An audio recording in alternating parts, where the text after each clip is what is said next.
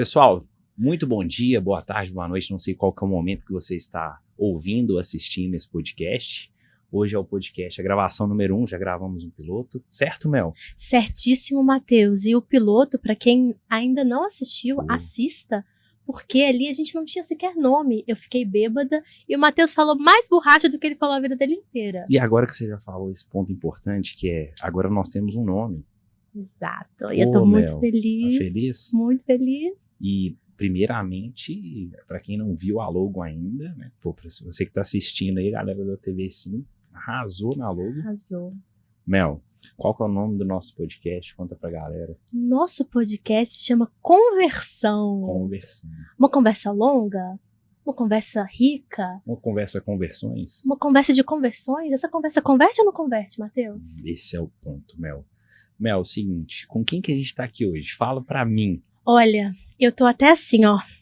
Falei no meu Instagram antes da gravação que eu não tinha nem roupa pra hoje. Mas qual que é o ponto? Essa é uma das pessoas que me trouxe pro mundo Inside Sales, tá? Então antes eu vendia ligação e WhatsApp. Uhum. Não é que me trouxe, né? Eu fazia vendas por call também, mas que a gente construiu algo junto ali. Então é uma pessoa bem importante e marcante nessa transição minha pra rede comercial e de montar times de call, de vendas. Então é uma pessoa que tem todo o contexto aí, não sei se você sabe, tá? Eu entendo esse contexto, eu conheci essa jornada e eu tenho até uma curiosidade para contar, porque por causa dessa pessoa eu consegui uma vaga de emprego que me trouxe de volta para o mundo digital. Você sabia disso? Caraca! Você sabia? Eu não sabia Eu disso. usei o case dele numa entrevista de trabalho e eu nem o conhecia.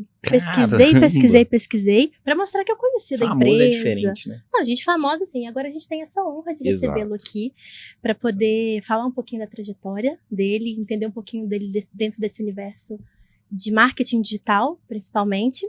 E eu fiz até um texto, tá? Eu tô com uma cola aqui, Matheus. Então vai. Tô liberada pra ler? É importante isso, É entendeu? importante, não, Pra gente não errar nada, né? Pra gente não errar nada. E porque eu aqui não gosto de errar. pode até... Como é que é aquela figurinha? Pode até parecer, mas, não, mas tem método, né? Parece loucura, mas tem método. Exato. É um pouco do nosso equilíbrio aqui. Exatamente. Apresente nosso convidado, por favor. Então vamos lá. Fundador da Funnel Hub, pai da Maria Alice, marido da Camila, ele se destacou com os inovadores funis australianos. Ele tem um passado humilde como mecânico de moto e ele ganhava apenas R$ 1.300 por mês. E ele encontrou no mercado digital a chave para a liberdade financeira e geográfica. Ele transformou erros em lições valiosíssimas, investiu muito em autoconhecimento e hoje abraça inovações relacionadas à inteligência artificial. Ele é inteligente, ele é inspirador, ele faz terapia. Sim, ele está com a terapia em dia, Brasil.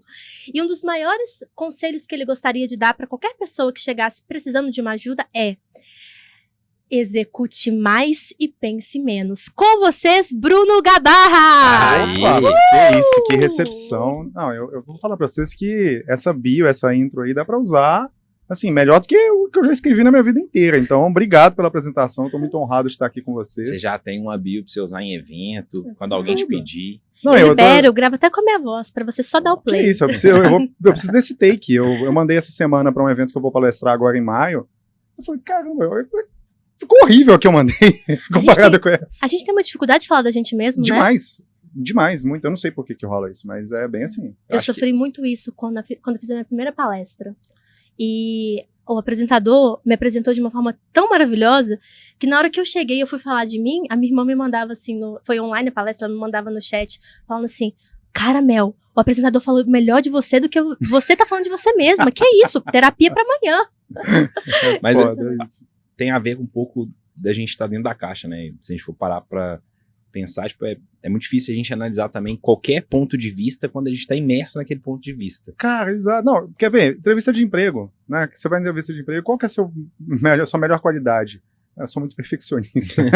Qual que é o seu pior defeito? Aí, sabe? Falo demais. Falo demais. Às vezes a pessoa não consegue descrever sobre si mesma, né? E eu acho que isso rola muito, mas uma das coisas que você falou sobre autoconhecimento, né? Uma das coisas que mais me fez chegar também onde que eu tô hoje é tentar pelo menos entender mais sobre mim, porque a gente não nasce aprendendo isso, né? E até pra gente começar aqui, Brunão, quero te perguntar o seguinte, você tá há quanto tempo no digital? Cara, eu tô desde 2018, então vamos para 7 anos aí, final de 2018. Que massa. Dentro dessa jornada toda sua, Conta pra gente algum episódio que teve de forma, assim, inusitada ou que inesperada, que te fez, assim, falar, caraca, o digital hoje, ele é realmente aquilo, assim, que é aqui que eu vou. Onde foi essa virada de chave de 2018, 2019? O que precisou de acontecer para quem não te conhece? Eu, obviamente, já sei, mas qual que foi esse estalo, assim, de caraca, é isso aqui mesmo que é a minha loucura, né? Que não é o mundo que a galera... Mundo normal, né? Muito normal naquela época, né? Sim. Hoje é mais comum, cresceu bastante o mercado, sofisticou, mercado de influência, mercado tá crescendo cada vez mais, tudo é cada vez uma coisa, mas naquela época, quando você foi fazer essa transição, conta pra gente alguns detalhes aí inesperados disso. Cara, assim, quando eu comecei, foi em 2018, eu tive a oportunidade de ser afiliado ali. Recebi um anúncio, falei, cara, isso aqui é muito massa, o cara tá ganhando dinheiro online, foi assim, um primeiro contato de fato. E aí eu comprei o curso, era um curso, sei lá, de 197, 147, qualquer coisa assim.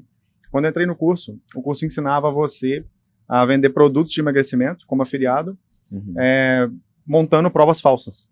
Então você tinha que pegar uma foto na internet, montar no Canva. Mas, cara, quando eu vi a primeira aula disso, eu fui lá imediatamente pedir o reembolso. Eu falei, não, se for pra ganhar dinheiro enganando os outros, e se a internet é isso, eu tô fora. E foi o primeiro contato que eu tive com o digital.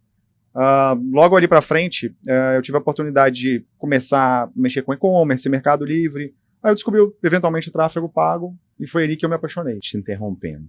Por que o tráfego pago? Por que, assim, gestão de tráfego? Cara, essa pergunta é muito interessante, é uma coisa que até eu nunca parei muito para pensar, mas eu acho que naquela época eu vi uma oportunidade que ela não era uma oportunidade comum para todo mundo. Então, assim, antes você tinha que comprar mídia na TV, outdoor, era tudo muito caro, era muito centralizado você ter mídia, né? E aí eu olhei para aquilo e falei, pô, o Brasil tem, sei lá, já na época devia ter quase 20 milhões de empresas ativas. São 20 milhões de empresas, todas as empresas vão precisar disso aqui. Então, aquilo me abriu o olho, assim, de uma forma enorme. E aí, quando, né, você até perguntou o que foi a virada de chave, alguma coisa inusitada que aconteceu, que eu falei, aqui eu vou seguir, foi quando eu fechei meu primeiro cliente. E aí eu fechei esse cliente... Por tráfego? Por tráfego. Subiu a campanha. Você lembra o que era a campanha? Cara, era muito engraçado, porque eu colocava a aula do Sobral numa tela, e na outra tela eu subia as campanhas fazendo exatamente o que o Sobral falava. Eu não sabia fazer Quem tráfego. nunca, né? Quem nunca?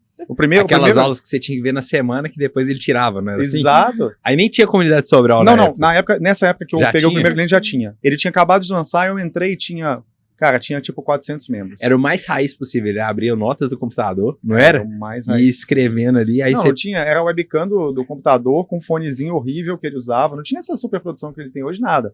E assim, eu colocava a tela e replicava. Isso me fez fazer um lançamento, o tráfego de um lançamento, que a gente colocou, tipo, acho que foram 24 mil reais e a gente faturou 126. Eu fiz só o tráfego, né, desse lançamento. Falei, opa, peraí, isso aqui existe, eu que fiz essa parada, eu que investi esse dinheiro. E fazendo isso, assistindo as aulas do Sobral simplesmente. E aí quando, na realidade, eu não tinha fechado nem no variável esse cliente, eu fechei esse cliente da seguinte forma, faz o primeiro lançamento, o tráfego, se der certo, eu te contrato. Falei, beleza. E aí deu certo, ele pegou e falou assim, me passa sua conta. Nem Pix tinha, cara. Vou fazer um TED. Ele me mandou um TED de R$1.500. Quando eu vi aquele dinheiro, eu ganhava, sei lá, 2 meses antes, eu tava ganhando 1.300 como mecânico. Aí eu vi aquele dinheiro e falei, cara... Você era mecânico de randandan? De randandan, exatamente! Você é um cara que... Você teve moto, né? Cara, eu tive moto, eu andei muito de moto e... O que acontece, né? Essa parada é muito doida. 2018, eu perco um amigo. Eu tinha 2 motos. De moto? Ele sofre um acidente. E aí, assim, minha filha tinha, sei lá, 2, 3 meses quando isso aconteceu. Cara, pra mim foi tipo assim, loucura. E aí eu vendi as 2 motos, decidi parar de andar de moto. E aí eu fui e foquei assim, tipo, cara, deixa eu procurar outro tipo de trabalho, outra coisa. E aí foi nessa que eu acabei caindo no digital. E aí, quando você fechou essa venda desse cliente, me chamou a atenção, como foi a venda, você lembra? Você tem detalhes disso? Foi call, foi ligação? Foi mais parecido como uma entrevista do que como uma venda. Cara, que te contratar. Ele ia te contratar para trabalhar interno. Exato. E aí, assim, eu acabei... Foi assim, na verdade. Eu tava na comunidade Sobral, tinha pouca gente, e eu ficava o dia todo lá. Eu já tinha pedido demissão do meu emprego, eu vendia o carro e eu me sustentava com o dinheiro do carro. Falei, eu vou ficar aqui até eu conseguir fechar cliente. Isso durou uns 3, 4 meses, provavelmente. E aí, beleza. Na comunidade Sobral, eu vi lá a galera postando, aí sempre que alguém postava alguma coisa, eu ia lá e respondia, tentava engajar. Tipo, tô precisando de alguém para fazer o tráfego. Eu engajava. E aí, esse primeiro cliente que eu ganhei, esses primeiros R$1.500, foi no mesmo dia que eu fechei também um outro cliente, que eu fechei por R$2.000 por mês, esse cliente, e foi quem fazia o lançamento do Augusto Cury. Né? Era para a empresa do Leandro Aguiar, que é um cara até bem conhecido no mercado. Eu fui trabalhar na empresa dele para fazer o tráfego do Augusto Cury e do Murilo Gun. E aí tinha vários gestores de tráfego, eu era um deles. E assim, foi muito louco, porque ele abriu como se fosse uma vaga. Não era full time, mas era como se fosse uma vaga. E na conversa com eles lá, foi tipo assim, eu falei, cara, eu tô ferrado, porque eu acabei de começar. Eu não vou conseguir entrar, tipo... Já era uma responsa grande, né? Responsa grande. Tipo, Augusto Cury, o maior escritor de livro do Brasil, eu não vou conseguir entrar nessa parada para fazer o tráfego. Eu passei 3 dias tentando pensar como que eu ia conseguir. Eu tirei, tipo, do dia que a gente marcou o primeiro papo, que era 3 dias depois, do dia que ele tinha feito o post na comunidade, falando que estava com uma vaga para gestor de tráfego, eu fiquei 3 dias, o dia todo, eu ficava na comunidade atualizando a página, e alguém respondia, curtia o comentário, eu ia lá e abria o perfil daquela pessoa no Facebook e ficava assim, tá, por que eu vou ser melhor que esse cara aqui? Eu fiquei meio que lunático com a parada. E aí quando entrou, a gente fez a entrevista, no final da entrevista eu cheguei pra ele e falei assim, era o Vitor que me entrevistou. Eu falei, ô Vitor, seguinte, eu sei que eu não sou o cara mais experiente aqui, eu sei que eu tenho pouquíssima carga, que eu fiz tipo um lançamento só, eu não tenho muita prática com tráfego, mas você viu todos os meus certificados, eu tinha praticamente todos os certificados do Google, que eu passava fazendo, tirando certificação pra eu poder conseguir alguma coisa. Falei, cara, não tem cara mais esforçado do que eu. De verdade. Não importa o que aconteça com essas campanhas que vocês querem, esse gestor de tráfego, eu vou ser o cara que eu vou testar mais, que eu vou subir mais campanha e que eu vou passar mais tempo fazendo isso aqui dar certo. Porque esse sou eu. Então eu posso não ser o cara mais experiente, eu sei disso. Eu dei uma olhada em todo mundo que comentou que aplicou para sua vaga. E eu sei que tinha gente lá muito mais experiente, com anos de marketing. Assim, você lembra mais ou menos? Cara, eu não lembro. Mas de algumas dezenas assim, de pessoas responderam. Era uma época que eles estavam bem em alta, né? Que Augusto Cury estava muito em alta. O pessoal do Gary também estava. Então, assim, devia ter sido realmente muito concorrido. Foi, e assim, eles estavam... O mercado, ele não tinha tanto gestor de tráfego quanto hoje, mas do mercado, o Aguiar, ele era um dos mais reconhecidos ali da galera do Eric e tal. É porque tem tanto gestor de tráfego, porque é a porta de entrada, de fato, né? Total. Porta de entrada, social media e tráfego. Foi assim, acho que todo mundo fez um pouquinho desses dois no início. Porque é a premissa básica, eu acho, de todo mundo que está iniciando no digital saber bem. Não, e eu acho que a parada é a seguinte, a barreira de entrada para você prestar serviço, ela é absurdamente menor do que a barreira de entrada, por exemplo, para você começar no dropshipping. Para você começar, sei lá, como expert já, ou para você começar como coprodutor de alguém que você tem que fazer muito mais coisa. Você chegar e falar assim, eu vou fazer o seu tráfego, me paga R$1.000, que seja. E você cobrar R$1.000 por cliente. Com 10 clientes você tem 10 mil. Né? Agora ainda com a inteligência artificial, que aí já é novidade, não é na época que eu comecei, mais ainda. Sim. Porque, cara, eu vou instalar inteligência artificial no WhatsApp de uma empresa. A barreira de entrada para você aprender isso é muito baixa. Sim. Se alguém pega o método certo, na boa. Tipo, se for uma pessoa que tem o mínimo de conhecimento de mexer num computador, uma internet razoável, de verdade, com uma semana essa pessoa ela tá montando um chatbot com inteligência artificial. E tráfego demora um pouco mais para aprender, mas a barreira de entrada continua sendo muito baixa. Diferente de você entrar no mercado com outras frentes, né? Então eu acho que você falou tá certo. Social media é outro exemplo. Social media é prestação de serviço. Eu sempre digo pra galera que me pergunta, né? Chega no meu Instagram, às vezes caixinha de pergunta, pô, como é que eu inicio? O que eu faço? Eu falo, velho, não importa o que você vai iniciar, não precisa enviesar pro que eu ensino aqui, né? Porque hoje eu ensino o cara a montar uma agência de inteligência artificial com tráfego. Basicamente, montar funis de vendas que usam inteligência artificial. Cara, não precisa ser no meu viés aqui. Só que uma coisa é certa. Você tá começando do zero, começa com prestação de serviço. Porque aí você vai ter tempo para poder aprender.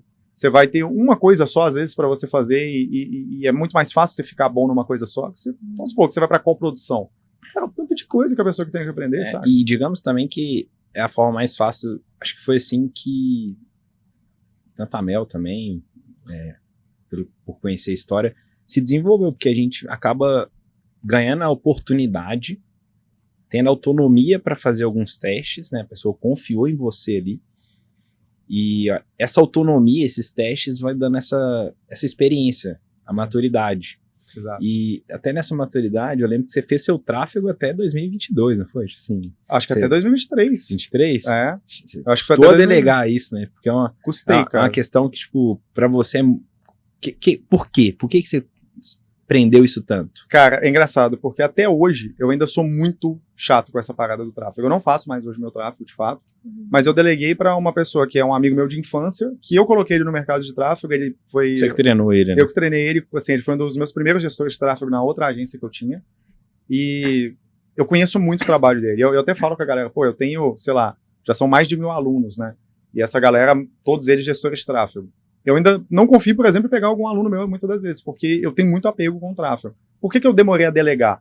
Porque eu entendo que toda função chave do negócio, você deve, assim, o máximo de tempo possível estar próximo daquilo. Como se fosse o core. Como se fosse o core. Então, o core, você, por exemplo, se for um desenvolvedor, cara, você tem que estar ali no front, na linha de código. Exatamente. Se for, por exemplo, uma pessoa de conteúdo, o cara tem que estar ali com a mão no conteúdo, da barriga no balcão, famoso. É isso. E, inclusive, até hoje, eu não deleguei copy. Eu delego, assim, copy muito operacional. Por exemplo, copy de e-mail. Aí eu delego. Mas eu que crio a Big Idea, eu que crio a estrutura e passo para Pô, você não gosta de Big Idea, não, né? Não, cara, vou falar isso, né, velho? Eu tenho uma tatuagem aqui da Big Idea. Por que você fez essa tatuagem? Cara, boa pergunta, velho. Pouca gente me pergunta. A galera geralmente fala, pô, que legal, você gosta de copy mesmo, né? Mas por quê?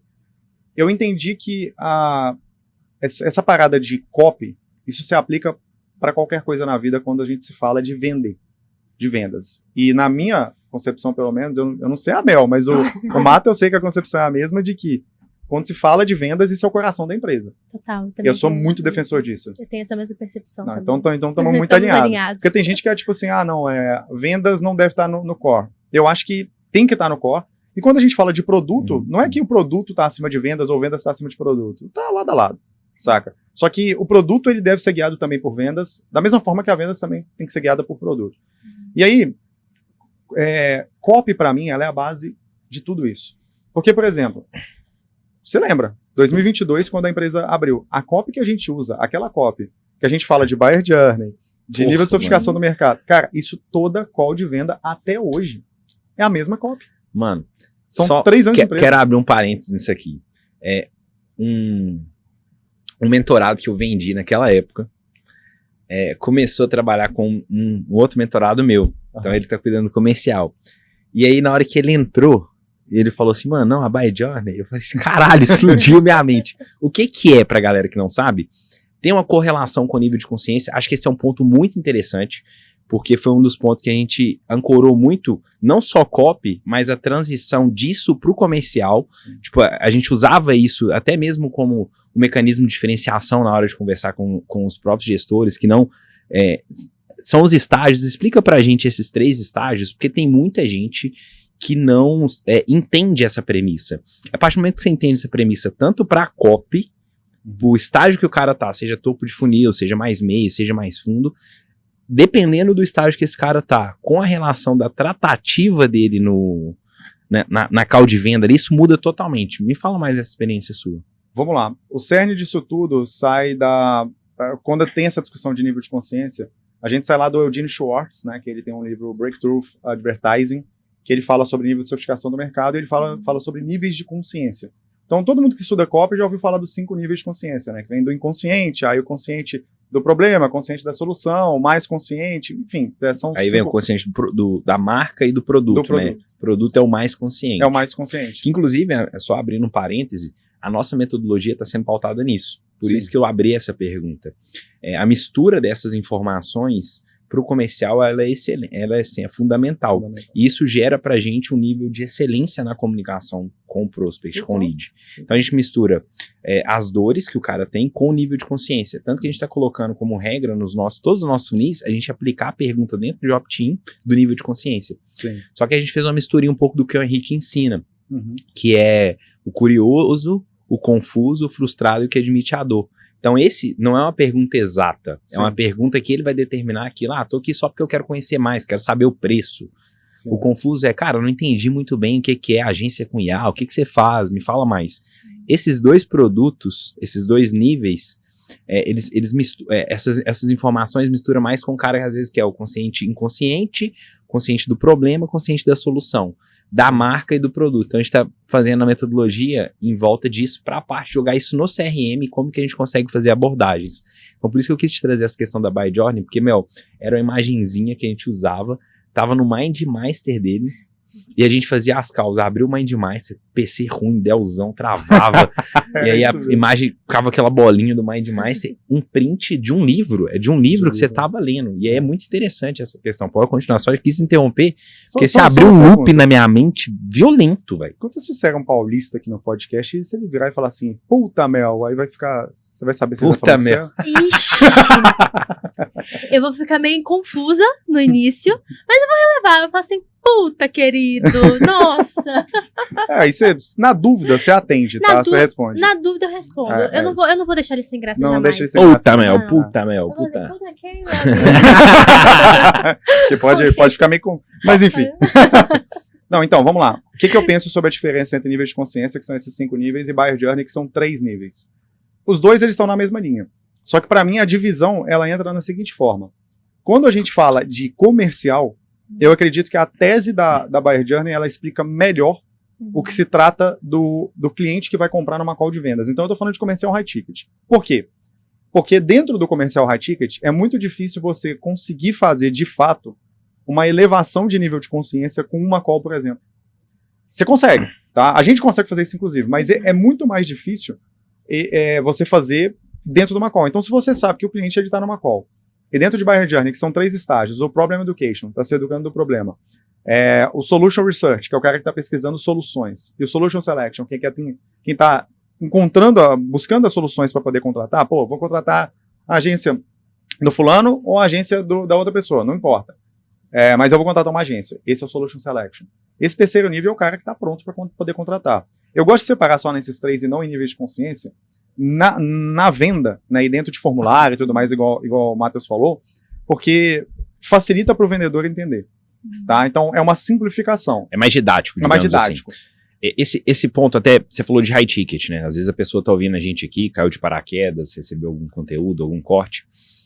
Eu tô trocando um pouco essa leva, porque a venda, às vezes, ela tem um nível do enterprise, que ainda é mais complexo ainda, são vendas, às vezes, para multinacional e tudo mais, mas quando a gente fala de venda high ticket, qual seria o ticket para você high ticket, tanto dentro do seu nicho, por exemplo, para agência ou para um prestador de serviço, levando em consideração, sei que você leva em consideração tanto o que o cara recebe no mês, mais o contrato de LTV, o que você considera valor de high ticket, até para a gente deixar isso claro para a galera, você às vezes está só no perpétuo, está caindo agora, é um prestador de serviço, mas ele não entende muito sobre essa questão, sou empresário, mas o que é esse cara, o que é o high ticket dentro do nosso universo, assim?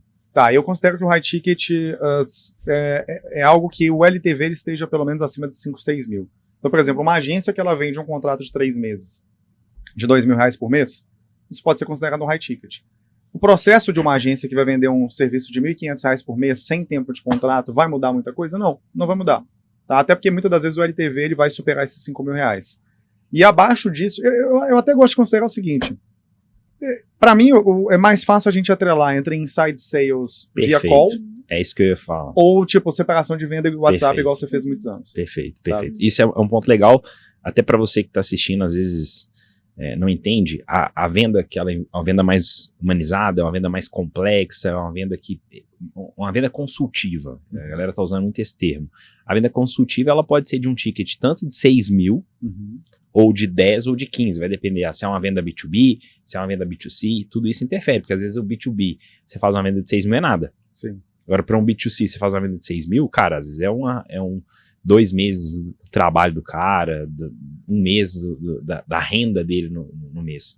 Então, inside sales é a partir do momento que envolve, né, o high ticket seria assim, vamos trazer para o inside sales, a partir do momento que envolve a necessidade de ter um humano ali, fazendo a parte de um consultor, de um vendedor, de uma pessoa fazendo que aquela transação ela aconteça. Sim. Então, esse é o ponto. Legal. Total. Eu tenho para mim a premissa que é o seguinte, as vendas de high ticket são vendas, maioria das vezes, que precisa ajudar o cara a levar ele do ponto A para o ponto B. E precisa de uma pessoa para ordenar aquilo ali. Sim. Então existe uma técnica, né? Venda é um ponto. E eu, puxando isso, eu queria saber, velho. Se eu for um dos caras que, na época a gente trabalhava junto, e eu não sei se você lembra, mas eu tinha uma vontade enorme de ir para a parte de Inside Sales. A gente tentou implementar, não conseguimos. A gente vendia muito no WhatsApp, era um serviço para investidor na época de 2.500, 3.000 ticket médio. Às vezes eu fazia algumas vendas por ligação de 10 mil, 8 mil reais, mas ela era sempre concretizada pelo WhatsApp, então não tinha o Inside Sales. Sim. E o Bruno foi um cara que mais me ensinou, foi um dos meus mentores para a parte de venda. Eu lembro quando a gente entrava nas calls de venda, ele falava assim, não, velho, peraí, só mais um pouquinho. Antes da gente acabar, a gente tira uma dúvida, que ele estava isolando as objeções.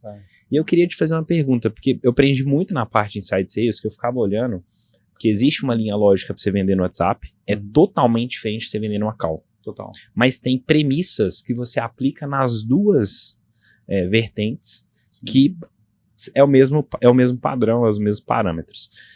Quem que foram seus mentores em relação à parte de vendas e também de vida, se quiser trazer, ou quem que você está seguindo agora, que te acompanhou? Eu queria saber primeiro de vendas e depois algum outro mentor que para você foi assim, caraca, esse cara aqui me ajudou bastante nessa, não só na jornada de vendas, de negócio, mas bem aberto esse Essa segundo. É uma pergunta também que me deixa muito curiosa, porque eu te conheço há algum tempo já e eu sei como você fala dos seus mentores, sabe? Sim. Só que eu não conheço tão a fundo. Como é que você saiu de uma pessoa que era mecânico de motos? Como que essas pessoas influenciaram na sua mentalidade para você se tornar o empresário que você é hoje, com nível de consciência sobre o mercado, sobre o mundo e sobre si, sabe? Sim. Eu acho que isso é uma coisa que me deixou muito curiosa quando a gente estava conversando aqui. Eu falei, cara, olha como ele fala, olha como ele tá cada vez mais evoluindo, sabe? No próprio discurso, na própria visão de mundo, na própria visão de negócios. Então, assim, isso me deixa particularmente curiosa. Eu só quero trazer um ponto aqui. Não vale falar do Brock dentro dessas duas perguntas. Peraí, era a primeira. Porque o Brock, velho, essa história é muito inusitada. Faz o seguinte, fala o anterior de qualquer outra coisa, sim, talvez funil. Você só fala e porque o do Brock, eu quero saber a história, porque quem não sabe, o Bruno era conhecido como o cara do funil australiano. Sim. Que eu aprendi a vender no Inside Sales falando, cara, você conhece a agência King Kong lá da Austrália? Discurso clássico. Exato, não, pô, essa é uma agência aqui da Austrália, parece ser dos Estados Unidos. Essa história pra todo mundo. E a galera ficava assim, ó, na call de venda. Porque os caras, a maioria das vezes era gestor de tráfego, não entendia muito, e a gente começava a trazer repertório. Não, o Bruno pagou, aí tinha uma fotozinha do print dele com o Brock e tal. E o Brock, ele teve aqui. Sim, recente. Caralho, ele dormiu na minha casa 2 dias. Então, eu quero que você não economiza nessa história, mas conta primeiro um mentor sem ser o Brock e deixa o Brock pra segunda história, porque eu quero que você discorra sobre isso. Como que o cara saiu de moto da Austrália e parou no Brasil? Tá, vamos lá, vamos por parte então. O Randandan. Ele veio de Randandan. Veio da Austrália.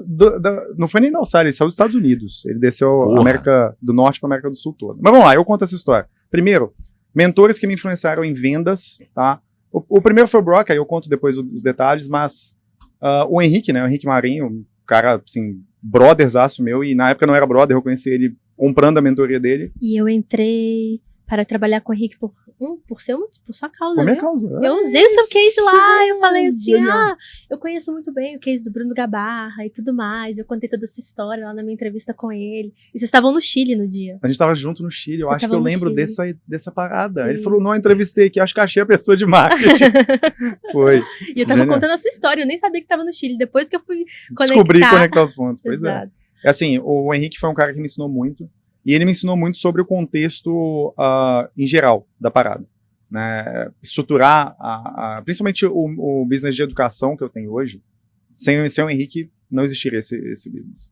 Outra pessoa que aí veio depois, né, por conhecimento do Luca, que vocês conhecem também, foi o Jeremy Miner. Mas aí é uma influência mais recente, que foi um refinamento, porque a cultura de vendas que o Jeremy ensina é muito igual a do Brock, só que ele tem uma didática mais prática, né? E ele mais aprofundado passo a passo. também. Exato. É mais profundo. O Brock, ele não era de fato um mentor que produzia conteúdo, que falava tinha curso. sobre vendas, Exato. não era o core dele, igual a gente falou. Não, ele era um vendedor top, na verdade. Sim. Era isso, ele não era o cara que ensinava vendas. Ele não era mentor de vendas, então ele não tinha esse refinamento de método igual o Jeremy tem. o Jeremy me ajudou a refinar um pouco mais, né? Mas aí entrando nesse papo do Brock, o Brock é o seguinte, a história foi a seguinte forma. 2021, eu recebo um anúncio do livro Sell Like Crazy, lá do cara da King Kong, uma agência de 40 milhões de dólares de faturamento e tal. E aí eu vejo esse livro... Anúncio online, no Facebook. Online, Facebook. Eu sempre usei meu navegador em inglês, né? Então eu recebia muita coisa em inglês. E foi no Facebook mesmo, nessa época. E aí eu recebi um anúncio dele, e aí eu vi aquele funil e falei, caramba, velho, isso aqui é muito estilo Russell, só que, assim, muito mais aprofundado. É um estilo diferente que ele consegue fazer aqui. E aí eu peguei, entrei no funil, fiquei maluco com o funil. Comprei o livro. E aí quando eu fui vendo aquele funil, eu falei, cara, esse funil, assim, tá melhor do que o do Russell. Eu nunca vi nada assim, a não ser o Russell. Eu preciso aprender essa parada. Só que era o funil do livro, então era mais para ele vender a cursos e coisas do tipo. Eu entrei no funil, depois eu acabei caindo numa call de vendas para comprar uma mentoria da King Kong. Não era uma mentoria para agências, né? Eu tinha uma agência na época. Era uma mentoria meio que geral, assim, que eles ensinavam funil. E lá coisas. da Austrália você converteu? Sim, lá eu converti aqui, no Brasil. Eu tava na casa do meu sócio, meu antigo sócio, no interior de São Paulo na época, pra você ter ideia. Eu lembro da parada acontecendo. E aí eu comprei o livro demorou, sei lá, 2 meses pra chegar. Mas era uma call paga? Era uma sessão estratégica paga? Não, sessão estratégica padrão. Eu caí no funil do livro, eu fiquei no remarketing. E como é que era assim. seu inglês nessa época? Horrível. Ainda hoje não é o melhor inglês, mas hoje eu consigo conversar numa boa. Na época eu não conseguia. Eu só conseguia o meu listening só, que era bom. Uhum. Então o que eu fiz? Eu marquei essa call, eu chamei a minha copywriter, coloquei o telefone, era por ligação, eles não usavam Google Meet, Zoom, eles usavam o telefone. Então ele me ligou no celular, lá da Austrália. E aí eu botei o celular no Viva Voz, e algumas coisas eu conseguia falar, o que eu não conseguia falar, eu pedia pra ela falar. Não, fala isso aí. E a gente foi conversar na call assim. Quando a call acabou, olha só, eu já entrei na call não querendo comprar. Porque eu falei assim, pô, esse produto não é exatamente o que eu preciso. É um produto que vai me ensinar uma lógica de funil, um monte de coisa, mas, cara, eu tenho agência, eu preciso de alguma coisa para agência específica. Só que mesmo assim, eu lembro que na época, eu fiquei, velho, pô, na boa, eu tô cogitando vender meu carro para comprar essa parada. Que era, tipo assim, era quanto? Era tipo uns 40 mil reais na conversão. Eu acho que na época era tipo uns 8 mil dólares. O dólar era um pouquinho mais baixo que agora. Eu não sei se estava 5 reais ou se estava abaixo de 5 reais. Estava algo em torno. Devia estar em torno de 5. 4 e pouco, 5. Ou quase 5 ou já tinha batido 5. E aí, eu falei, cara, não dá. Eles não parcelavam, não tinha esse negócio de cartão parcela, não tinha nada disso. E como é que pagava? Era um PayPal? Era PayPal. Era PayPal. Era cartão à vista, PayPal. Eu acho que eles até parcelavam de 2 vezes. Tipo assim, você compra e com 30 dias você paga a segunda parcela. Era isso. É um padrão de comportamento do mercado americano, né? Porque apesar de ser na Austrália, eles vendiam mais para os Estados Unidos do que para a Austrália. Porque a Austrália o mercado americano é o maior mercado do mundo, né? E aí, beleza. Eu falei, cara, não dá, só que eu saí da call de vendas e eu sempre fui nerd nas coisas que eu faço. Então, tudo que eu pego para fazer, eu tento aprofundar muito. O que eu fazia aqui? Eu nem sei se isso é tão legal hoje, mas eu fiz isso muito, velho. Eu entrava no funil de todo mundo no Brasil inteiro, que eu via que tinha inside sales por call, e eu participava da call só pra ver o pitch dos Sommelier caras. de call. Sommelier de call. Ontem Sommelier de o call. Arthur, Muito bom. você conheceu o Arthur, né, que trabalha comigo? Sim, conheci. O Arthur tá assim, explicando para um dos membros do nosso time, assim, o Mata faz cliente oculto. Como é que a gente aprendeu venda? Primeiro, cliente oculto, a gente não tinha os mentores. Aí a gente foi entendendo o que a galera faz de forma muito empírica, e aí eu apelidei essa galera de cliente, sommelier de call. Sommelier de call, é isso. É o sommelier de pitch, aquele cara que vai em evento presencial Só pra receber só pitch. pra ficar vendo o pitch do cara. Nossa, esse pitch... Recebi um pitch Cara, eu ali. era muito sommelier de call. Aí eu entrava nas calls, eu entrava na call da V4 Company, que na época era a maior do Brasil, no que eu fazia. Eu entrava na call da RD Station, eu entrava na call de todo mundo. Eu via o pitch dos caras. Das pessoas que trabalhavam comigo, ele tinha uma farmácia. Então, quando eu ia entrar em B2B, eu pegava o CNPJ da farmácia dele pra galera saber que era minha agência, entendeu? E eu entrava com os dados da farmácia dele. E aí eu fazia isso, assim, várias vezes. Quando eu saí da call com o Brock, que aí foi o Brock que foi o cara que me atendeu. Era isso. Ele era simplesmente lá o vendedor top 1 e tal, mas foi o cara que fez a call comigo. Quando eu saí da call, eu falei assim, velho, eu nunca vi. Não tem como. O tanto que eu sou nerd de venda, de pesquisar e tentar entender e procurar material, e eu nunca ter visto esse nível de formato de venda.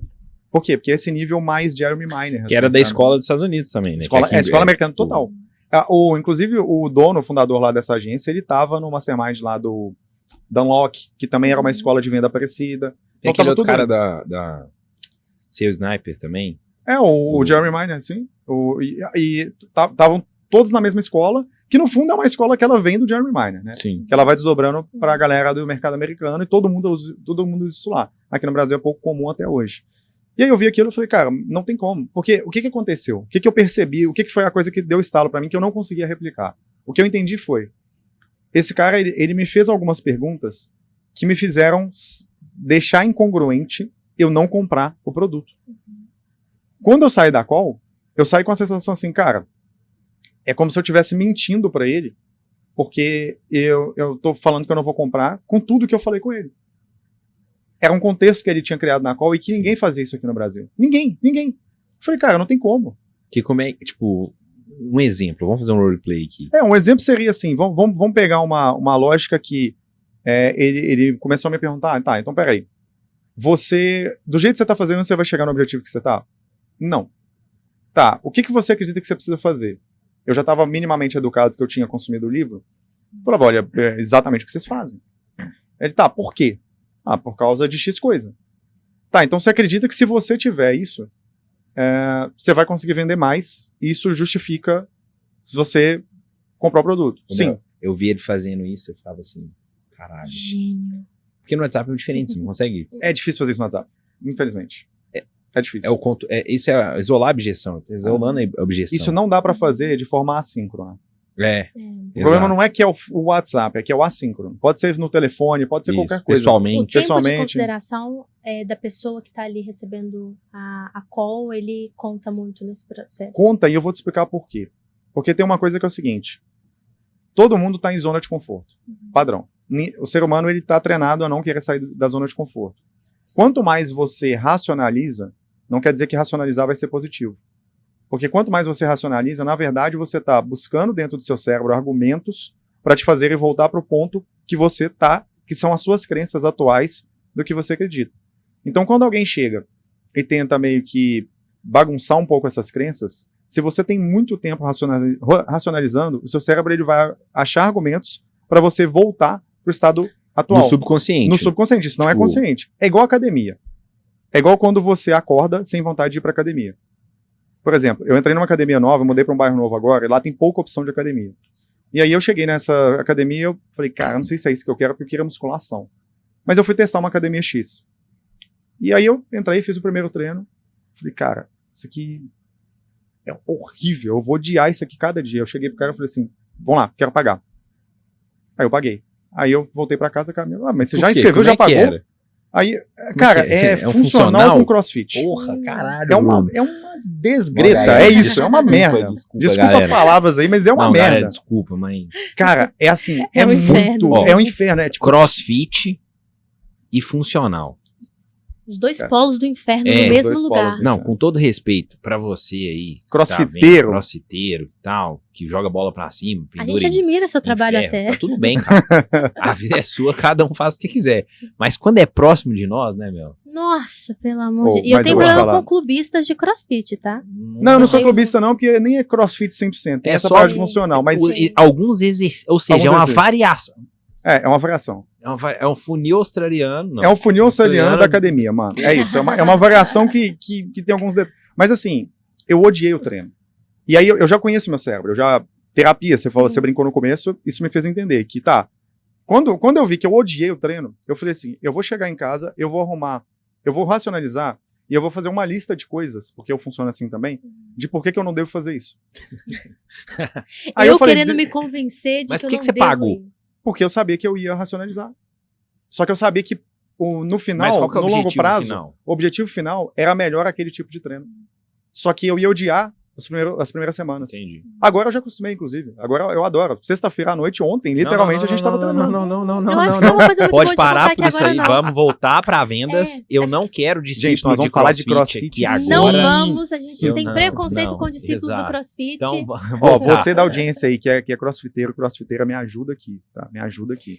Vamos defender isso. E as pessoas que não gostam dos clubistas de CrossFit, discípulos de CrossFit, comenta aqui assim, CrossFit não, hashtag CrossFit não. Ó, mas eu vou te falar, eu sei que eu fui lá e fiz isso, mas voltando na parada do papo, é a mesma coisa. Então, o que acontece quando a gente está falando de call de venda? O que é o objetivo do vendedor? O vendedor ético. O vendedor ético, o objetivo dele é conseguir tirar o prospect dessa zona de conforto, da zona de escassez mental e conseguir colocar ele na realidade.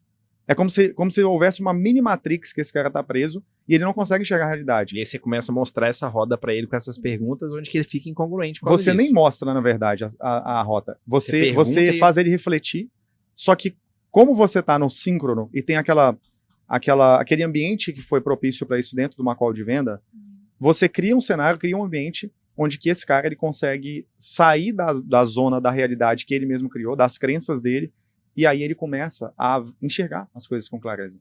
Então, por exemplo, vamos tangibilizar isso pra galera que não entende muito desse tema, né? Se a pessoa, ela tá... Eu vou pegar um exemplo no meu caso, tá? Eu vendo a empresa de educação, um dos produtos que a gente tem é mentoria para dono de agência. Esse dono de agência, ele chega lá, aí tem 3 anos que ele tem agência, tem 3 anos que ele tá faturando 15, 20 mil reais, tem 3 anos que ele vive de indicação, tem 3 anos que ele não consegue sair da mesma coisa, tem 3 anos que ele tá no modo, que é a Big Idea que eu trouxe, né, e ela faz muito sentido, ele tá no modo cabeça do prestador de serviços, modelo mental do prestador de serviços, ao invés de ter um modelo mental de empresário. E ele anda de lado, né? Tipo, só fica patinando. Ali, ele fica... E aí um cliente cai, aí ele fica com ansiedade do caramba, ele tá preso no operacional, é sempre as mesmas coisas. Eu atendo gente assim todo dia, sempre a mesma história. E qual que é o ambiente que a gente gera?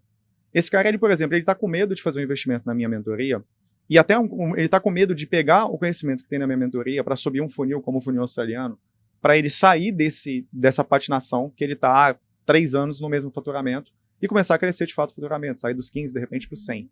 Ele tá com medo. Por quê? Tem várias coisas. Primeiro, porque talvez ele não me conheça, então é normal, como é que eu vou comprar de alguém? Isso, não vou nem entrar nesse mérito, mas chegando ao ponto da confiança e de me conhecer ou não, a principal coisa que trava esse cara é que ele tem medo de mudar. Ele tem medo de fazer alguma coisa e dar errado. E aí eu mostro, o que a gente faz e cria um ambiente dentro de uma call de venda é mostrar para ele assim, cara, não é sobre o medo de dar errado. É meio que a gente mudar o frame pra, cara, não faz mais sentido você ter mais medo de passar os próximos 3 anos com os mesmos 15 mil, do mesmo jeito. Porque eu não sei pra quem tá assistindo aqui, pra vocês, mas isso me arrepia. Eu pensar que daqui a 3 anos eu posso estar no mesmo lugar, eu fico maluco. Por quê? Porque eu acredito que o crescimento ele é a base da vida. O meu objetivo de vida, de evolução, é alcançar o máximo potencial. Essa é a minha missão de vida, saca? E eu até tenho uma parada que é o seguinte, a minha empresa ela não foi criada, a missão dela não é criada para, vamos ajudar a fazer agências crescerem ou alguém criar uma agência, não. É muito mais sobre libertar as pessoas da Matrix. E a gente usa como veículo a agência e a prestação de serviço. Isso é só o veículo. Inclusive, daqui a pouco pode ser que a gente tenha outros veículos. Uhum. A minha missão era muito mais mental, saca? É muito mais sobre como que tira essa pessoa desse eixo. E as vendas têm esse poder. E eu acho que eu tô precisando de uma call de vendas agora. Então vambora, vamos fazer essa call agora. É tão terapêutico isso. E é de verdade. Era muito legal e, tipo, as coisas, nada acontece por acaso. E deu muito certo pra mim, porque é mais o meu estilo de venda. Então, na hora que eu vi o Bruno fazendo, eu peguei muito rápido, não foi? Foi muito, não. Eu vi 2 calls suas. Acho que em 2 meses você tava com 35% de conversão, só me lembro. E aí, tipo, eu não conhecia nada. Só que eu entrava na mente da galera, eu falava assim, cara, como é que você chegou até aqui? Aí o cara falava assim, um anúncio, página e tal. E assim, quando ele falava que não sabia se ia dar certo, eu falei assim, tá aí a prova que dá certo. Agora, vai dar certo pra você? Eu não posso garantir, porque eu não tô fazendo. Eu tô aqui fazendo o nosso. Aí eu entrava na mente do cara. Aí eu entrava nesse looping de perguntas, que é tipo, mas se você continuar fazendo assim? Tanto até os caras que falaram que ia comprar e depois sumia. Ou o cara que pagava a primeira parcela, dava um sinal e sumia. Você lembra? Sim. Eu fiz umas 3, 4 vendas, porque o cara, depois ele racionalizava, mas ele sabia que no problema era ele, que ele não ia executar. E cara, a gente, é uma coisa que é esquisita, que teve gente que a gente não conseguiu devolver o sinal. Você tem noção disso? Sim. Tanto que a gente conseguia entrar nessa parte e a pessoa ficava impactada. Não, cara, já que você não entrou, vamos devolver o sinal. A pessoa não respondia no WhatsApp. Eu acho que Isso Pagou a aconteceu. sessão de terapia dele. É. Levou ele pra outro Mas foi- nível. Mas foi assim. traumático. É. Porque eles bloqueavam, sumiam. Foram umas três pessoas. Foram não umas foi? 6 pessoas, assim, naquela época. Eu acho Aí que depois isso parou de acontecer, porque a gente começou a colocar meio que alguns guardrails pra justamente evitar isso. Tipo assim, melhor a gente não pegar o sinal se a gente sabe que o cara vai sumir. porque não é objetivo, Não final. é objetivo. Eu não quero o dinheiro do cara, eu não quero os R$500 de sinal dele. Quero que sabe? ele realmente... Eu quero que ele entre e execute e tenha resultado, Entendi. senão não faz sentido. E aí qual que é a ideia, né? Que é uma parada que eu quero trazer sobre isso também. A mudança de perspectiva, o nosso cérebro, ele sempre vai estar tentando fazer a gente ficar no mesmo lugar. Sempre vai estar tentando fazer a gente manter naquele padrão que a gente está. A mudança de perspectiva, muitas das vezes, ela vem por um impacto de alguém que está enxergando de fora, e aquela pessoa que, por exemplo, ela caiu numa call de vendas, ela está num limbo, que ela está há anos naquilo, e ela não consegue sair. Sabe por que ela não consegue sair? Porque o ambiente dela não ajuda. Então ela tá no meio daqueles amigos que inclusive zoam que essa pessoa tá no digital, saca? Por exemplo, o exemplo da agência. Tudo vai indo contra essa pessoa crescer. E uma call de vendas, ela é para ser, de fato, um impacto. Eu vou dar um exemplo.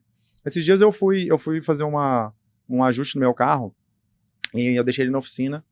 O cara lá da oficina quebrou um friso do meu carro. E aí eu fui pegar o carro.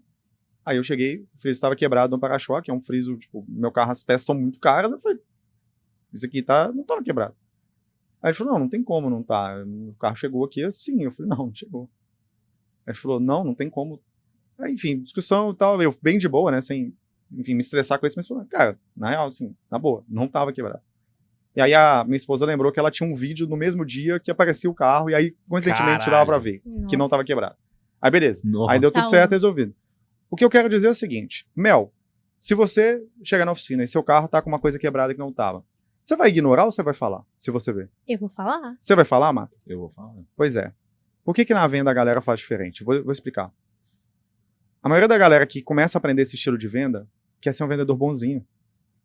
Então, a pessoa ela chega pra você e fala assim, não, eu preciso mudar de vida e eu preciso sair... Vamos pegar no meu exemplo para ficar mais tangível. Não, eu não consigo mais passar mais 3 anos em 15 mil de faturamento, eu não consigo mais depender de dedicação, eu tô com ansiedade, eu tô achando que eu vou ter um burnout, eu não quero mais isso, eu preciso de um modelo que vá mudar.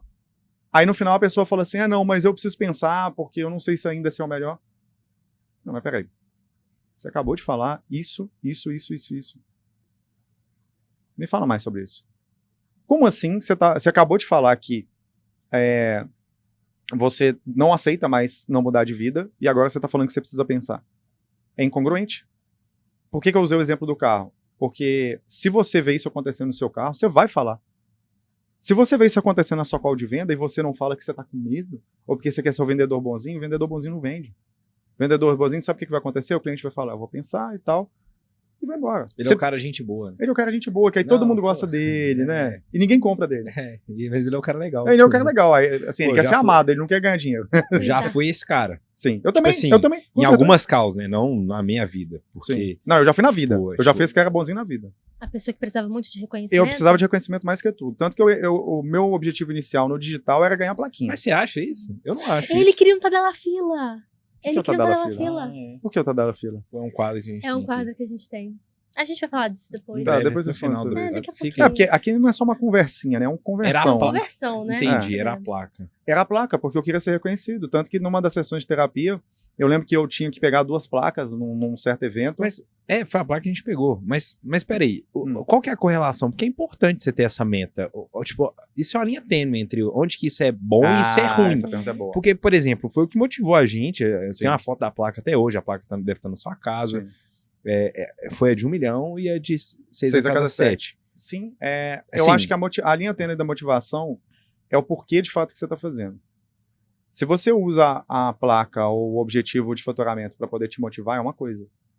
A outra coisa é você querer, dentro daquele grupo que você está participando, daquela comunidade, você estar no palco para ser reconhecido no palco, e não porque você está construindo um negócio porque você quer construir, que você quer ganhar mais dinheiro. Perspectiva de fora pra dentro e Uhum. não de dentro pra fora. Então você Você tinha, descreveu bem. você tinha uma perspectiva de fora, Para dentro. que era mais importante pra massagear seu Lá ego. ele, né?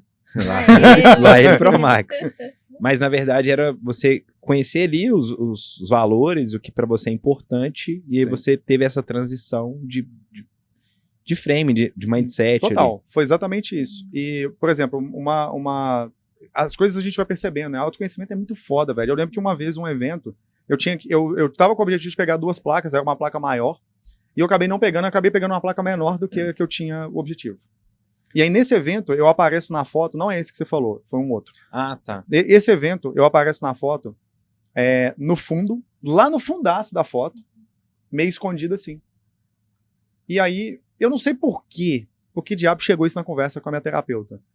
Velho, e a gente identificou que como eu não atingi o objetivo da placa X, mas eu peguei a placa Y, que inclusive sempre foi um sonho, a placa Y. Cara, eu simplesmente não consegui curtir o momento. Eu fui entendendo isso ao longo de muito tempo por causa de terapia. Por isso que eu falo, se você não faz terapia, meu amigo, você tá... É a mesma terapeuta hoje? É a mesma terapia. É a Bárbara? A Bárbara.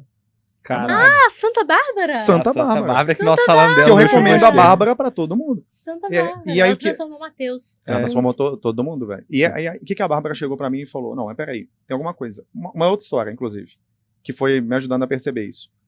Eu fui pro Chile, você falou dessa viagem pro Chile. Nessa viagem do Chile, a gente foi fazer rafting.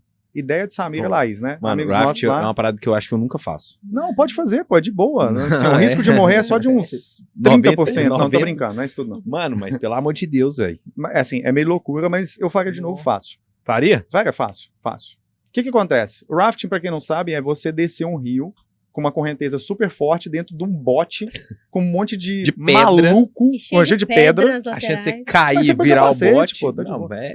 Bater a cabeça ali, tranquilo, né? Deve ter hospital bem pertinho. Bem assim, lado. com certeza uns 50 quilômetros de lá tinha.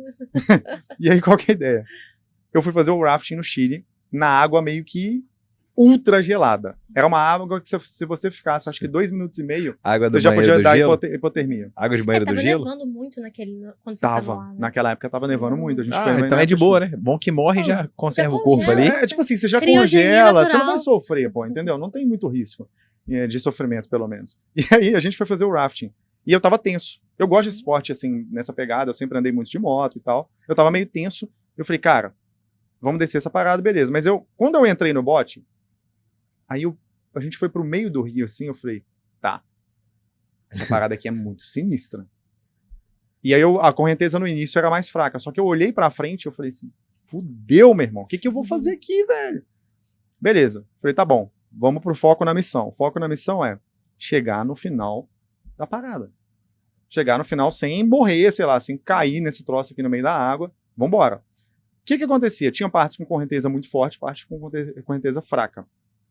Toda a correnteza forte que a gente passava tem um guia, né? O cara fica atrás, assim, no bote também remando, todo mundo fica remando, você tem que remar. E muda o jeito que você rema. O Remo Ele tá morre. rindo de nervoso. Eu Ele tá morro. se sentindo lá dentro da. Ele da tá tipo Eu assim, não- eu mano, eu não vou vou fazer nessa rápido, porra não. nem fudendo. Eu sei que chegou lá, eu ficava olhando o objetivo. E aí toda vez que a gente passava uma correnteza mais forte, o guia, ele falava, galera, bora, comemora e tal. Aí eu olhava assim, todo mundo Comemora, você comemorando. tá vivo aí. Não, mas aí eu falava assim, comemorar o quê? A Nós nem vida. chegamos. Aí, tipo, esse era meu passamos o primeiro pensamento. desafio, que podia ter dado O tudo que vocês estão errado. falando, pra mim hoje, tá mais que certo. Mas naquela época eu não conseguia entender isso. Na minha cabeça era, não, só faz sentido quando eu chegar lá no final. Aí chega lá eu comemoro. Ah, entendi. Entendeu? É sempre a linha de chegada. Sempre né? a linha de A chegada. jornada não fazia sentido pra você. Que é muito esse frame, lá ele, de fora pra dentro. Entendeu? É muito esse frame. E qual que é a ideia? Eu contei essa história pra Bárbara, a terapeuta. Falei, tá, não sei por que chegou nessa história, ela conseguia extrair muito bem de mim todos os contextos. E qual que foi a conclusão que eu cheguei e que ela me ajudou a chegar? Que eu não conseguia curtir a jornada. Porque eu tava tão focado em como que eu ia ser reconhecido que eu só conseguia... E isso se transformou na minha vida inteira, saca? E aí eu não preocupava com o que de fato eu queria fazer. Eu não preocupava em curtir esse momento, eu não preocupava em ser grato, eu não conseguia ser grato, velho. Era muito... até hoje eu tenho dificuldade, na real. É uma parada que é muito difícil pra mim. Eu tinha Por isso que você exercita agora o novo Stories? Agora o novo bordão que você tá lá? mais um dia, mais uma vitória. É por causa Total, disso? Total. Veio muito disso. Aquilo lá é uma inspiração, na verdade, do Jordan Welch, que é um youtuber americano que eu acompanho bastante, e ele fala muito isso, e ele é bem essa pegada gratidão. Então veio desdobrando disso. Gratidão, gratiluz, pô. Gratidão, gratiluz, Caraíva. pô. Floripa. Relax, Floripa. Mas É isso. muito massa, né? Porque o seu foco tava tão grande ali no reconhecimento que quando você. Dentro de. Uma vez eu escutei uma coisa de uma terapeuta que eu achei o máximo. Eu levo isso pra minha vida. Porque quando a gente tá no foco, dentro de foco tem oco. Todo o resto fica oco. A gente não consegue ver nada além daquele foco ali, sabe? Então, as coisas estão acontecendo, a vida tá acontecendo, a gente tá tendo oportunidades, a gente tá vencendo barreiras, passando desafios, e a gente não consegue ver, e aí não consegue estar tão no tempo presente a ponto de se sentir grato de fato pelas coisas que tá sendo Eu recebido. tive isso e teve uma pessoa, uma líder que me ajudou a entender isso. Ela trouxe o exemplo de um nódulo, tipo, imagina que tem um barbante ou linhas enroladas por causa de vendas. Eu só comemorava de fato real no dia 30, no dia 31. Eu também fazia isso. E do dia 1 ao dia 30 Eu ele era- ficava tenso, ranzinza, preocupado, e Então as você coisas queria fluindo, encontrar o Mata, você tinha que acontecendo. encontrar ele no dia 31 ou no dia 1º, né? Não, se você quisesse No dia 31. o Mata Amigo, dia 31, dia 1º, porque Ah. qualquer outro dia antes ele tava muito Ele tenso e era um focado. chato. Era. Chato. E esse ponto me teve essa lembrança porque até lá aí eu consegui também, com autoconhecimento, com terapia, entender sobre essa jornada. Sim. E velho, isso é muito louco porque a gente acaba virando... sou capitalista, eu acho que é a melhor forma hoje da sociedade mesmo. Sim. A gente acaba virando escravo do capitalismo. Sabe como é que eu penso sobre isso? É. Que é uma parada muito doida. Essa parada de escravo do capitalismo. Cara, é a Matrix. Exato. Uhum. Aí, É Matrix isso que eu total. quero trazer. Na verdade, não. O ponto de vista que eu trouxe era o seguinte, cara, não é... seria mais fácil eu assumir isso. Não, eu falei assim, cara, hoje eu tenho a qualidade de vida que eu sempre sonhei. Só que a pessoa que eu sou hoje não é a mesma pessoa que eu quero ser daqui a anos, que tem um pouco do movimento do que você falou, tipo assim, você tá maluco. Se eu continuar morando, talvez, do mesmo jeito, sem evoluir, ou daqui 3 anos, que o seu cliente hoje, o seu lead, entra numa call ferrado de perspectiva, cara, que vida mais infeliz tem essa? Exatamente. E aí eu fiz uma releitura, talvez, eu mudei o ponto de vista dessa questão de enxergar a Matrix, mas enxergar, tipo assim, cara, como evolução mesmo. Sim. E tem um pouco essa questão da gratidão, que é o seguinte, cara, vamos ser o mais possível positivo. Porque nessa época, eu era, igual ela falou, muito ranzinza. Não que necessariamente eu era uma pessoa negativa, mas eu tava sempre, tipo assim, tá, mas pouco importa.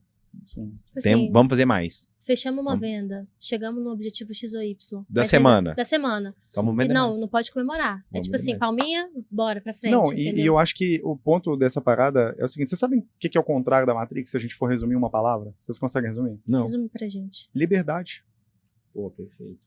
Mais liberdade, menos limite, significa sair da Matrix. Então o que isso quer dizer? O que acontecia quando você estava o mês inteiro ranzinza, chatão, porque você não estava satisfeito que não chegou, e aí no dia 31 você bateu uma meta e você estava feliz. Isso aconteceu muito comigo também, tá? O que acontecia é que você estava preso dentro daquela Matrix de que você só poderia curtir o momento se você chegasse na meta. E o se libertar da Matrix, né, que a palavra liberdade ela vai vir nesse sentido, é que você não tem mais esses limites. Então você para de pensar no micro e você para de se apegar naquilo e você vê a sua vida com outro ângulo solto, livre de fato, saca? Eu tenho um ponto para acrescentar, 2 palavras que encaixam bem na parte da liberdade também, que eu levo como pra mim, tá? A primeira é presença. Total. Porque isso era ansiedade de, tipo assim, cara, só vou comemorar quando chegar no final do craft. Sim. É craft mesmo? Raft. Craft Raft. é o... O Raft, é. Sim. Raft. Craft é o mastermind Do Vinhas. do Vinhas, É, né? do Isso. Vinhas, Puta, não. Porque eu penso em craft de arte também. E eu né? pensei da arte também, do papel. Papel craft. Eu tenho essa questão com presença. Sim. Quando que foi a minha virada de chave que eu comecei a ser presente? Nessa época, eu tinha conquistado um sonho que era mudar pro bairro e pra cidade que eu queria, que na época era o Buritis. Sim. Então mudei pro Buritis. Nessa época, eu comecei a exercitar a presença. Sim. Que era, tipo assim, contemplar as paradas. Então, quando eu corri... nessa época, era pandemia. Uhum. Então, era tudo mais slow. Era tudo mais tipo, rua vazia, eu comecei a correr. Falei assim, eu voltei a correr agora. Fiquei 2 anos sem correr. Mas eu não faço corrida com objetivo de maratona. Eu faço só porque, pra mim, é muito importante mentalmente, pra mim, descarregar um pouco dessa adrenalina que fica, que era essa adrenalina contida. Hoje, inclusive, eu corri 5 quilômetros. E eu fui entendendo isso. Eu falei, caralho, quando eu parava de correr, eu me sentia presente. Porque eu tinha que respirar. Olha que louco isso. Então, a liberdade com essa questão da presença, olha que louco, traz uma outra questão, que é a intencionalidade. Porque quando você tem intencionalidade, quando você entende a liberdade, você consegue curtir o real momento ali. E trazendo isso para a venda se a gente não é intencional ou não tá com a escutativa, não tá com a presença, velho, não tem como você desempenhar um bom papel. Não gera conexão. Porque a parte cognitiva, no final das contas, é o que manda um pouco da alta performance, que é um pouco que você é meio fissurado nisso, né? Na alta performance, em evoluir, em pequenas evoluções. Você falou, cara, por que eu paguei? Porque eu vou contar a história disso aqui e eu preciso que o objetivo é saúde, né? Nem... não é conforto imediato. Exato. Então, acho que essas 2 palavras que eu utilizo hoje também para entender essa parte de liberdade. Porque hoje a gente, querendo ou não, a gente trabalha muito, né? Porque no digital se vende que você vai trabalhar no notebook e vai estar na praia. Mas vocês não fazem isso, não? Faço, tô indo pra praia agora. Ah, tá. Eu acabei de voltar na praia, meu bronze. Ah, tá, eu tô vendo. Então, esse é o ponto. É isso. Quer saber mais? Aplica no meu curso, 100% online, 100% gratuito, de 3 aulas. 999.097, tá? Vocês podem comprar. 12 de 99. Esse é um lance legal, porque você vai chegar um momento que a maturidade vai fazer com que você trabalhe menos, porque você fica mais eficiente. A história do sábio lá do... Não, mas sabe o que eu acho que é o conceito da liberdade nesse sentido? Não é sobre trabalhar menos, pra mim, pelo menos. É sobre você estar presente, igual você falou, primeiro ponto, mas fazendo exatamente o que você quer fazer. Poder fazer escolhas. Poder fazer escolhas. Então, você tá, exato. O cara que tá lá na agência, por exemplo, preso no operacional, trabalhando 12 horas por dia, ele tá odiando aquilo. Não, eu lembro. Tinha um cliente que me pagava R$6.000. Eu sempre conto essa história para os meus mentorados. Tinha um cliente que ele me pagava R$6.000 e era o cara mais mala do mundo. Eu não podia demitir ele porque aqueles R$6.000 faziam muita diferença na minha vida. Então, tipo assim, aquilo não é liberdade. Tá preso. Preso. Ah, tô trabalhando 12 horas por dia. Cara, eu trabalho até hoje 12, 14 horas por dia, mas eu trabalho no que eu quero. E outra, quando eu sinto que eu tô dentro de uma mini matrix dentro da minha própria empresa, eu dou um jeito de sair daqui. Como que você identifica isso? Cara, eu identifico quando eu não tô fazendo aquilo com prazer, de alguma forma. Quando tá desconfortável? Não. Quando tá confortável demais? Ou automático demais? A vontade? O conforto não tem muito a ver. É a vontade? Quando eu não tenho paixão pelo que eu tô fazendo. Por exemplo, eu não tenho... a gente trabalhou junto, você sabe disso. Eu não tenho paixão por liderar time de vendas. Isso pra mim também. Ainda bem. Senão eu ia te converter aqui agora. Discípulo de CrossFit ia falar, não. Cara, pra mim é um parto. Então eu passei, por exemplo, eu acabei de trazer uma pessoa nova pra empresa que ela vai cuidar dessa parte agora, essa frente. Eu tava, assim, uma carga muito pesada, porque é uma coisa que eu realmente não tenho paixão. Agora, não quer dizer sobre conforto e desconforto. Porque, por exemplo, eu tô rodando um funil novo, que eu tô testando ele já tem 1 mês e pouco, e é difícil pra caramba. Ele é extremamente arriscado, desconfortável, tipo, me tira do sério. Só mas que, cara... qual nível? É copy?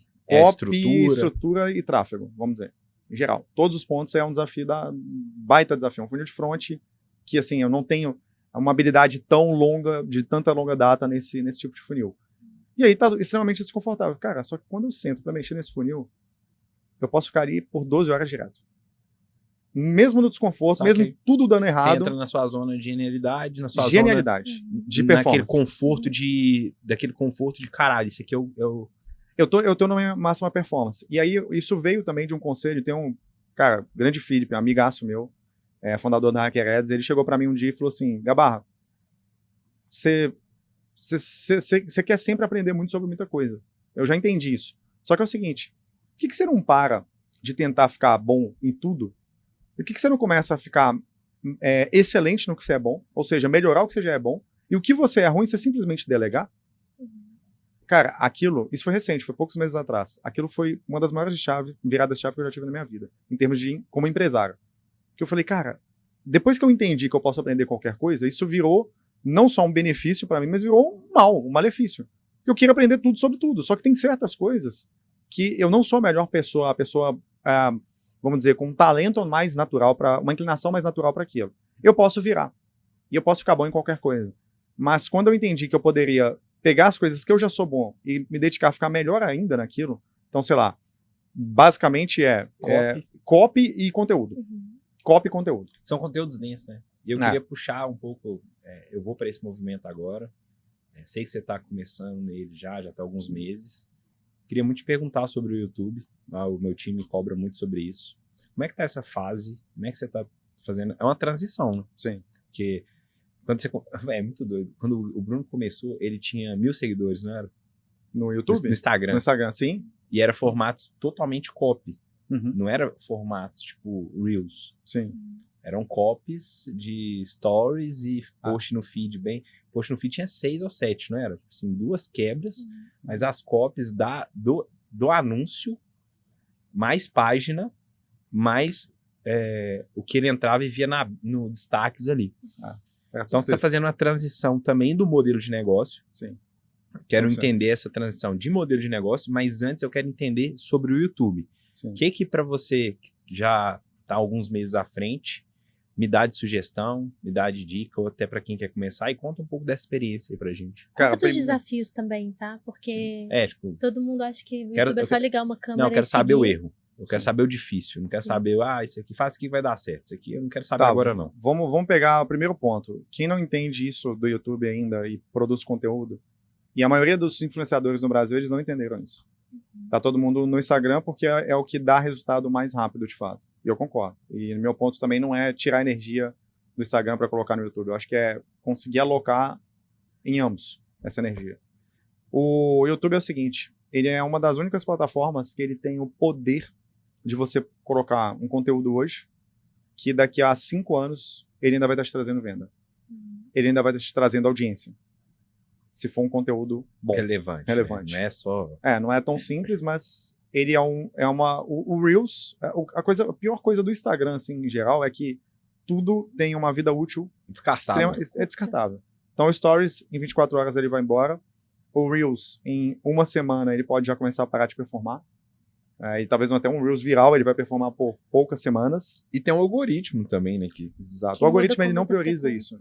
Agora, o YouTube, ele tem 2 vantagens, assim, enormes. A primeira é essa vantagem do empilhamento, de você conseguir pegar um vídeo que daqui a 5 anos ele ainda vai estar trazendo venda.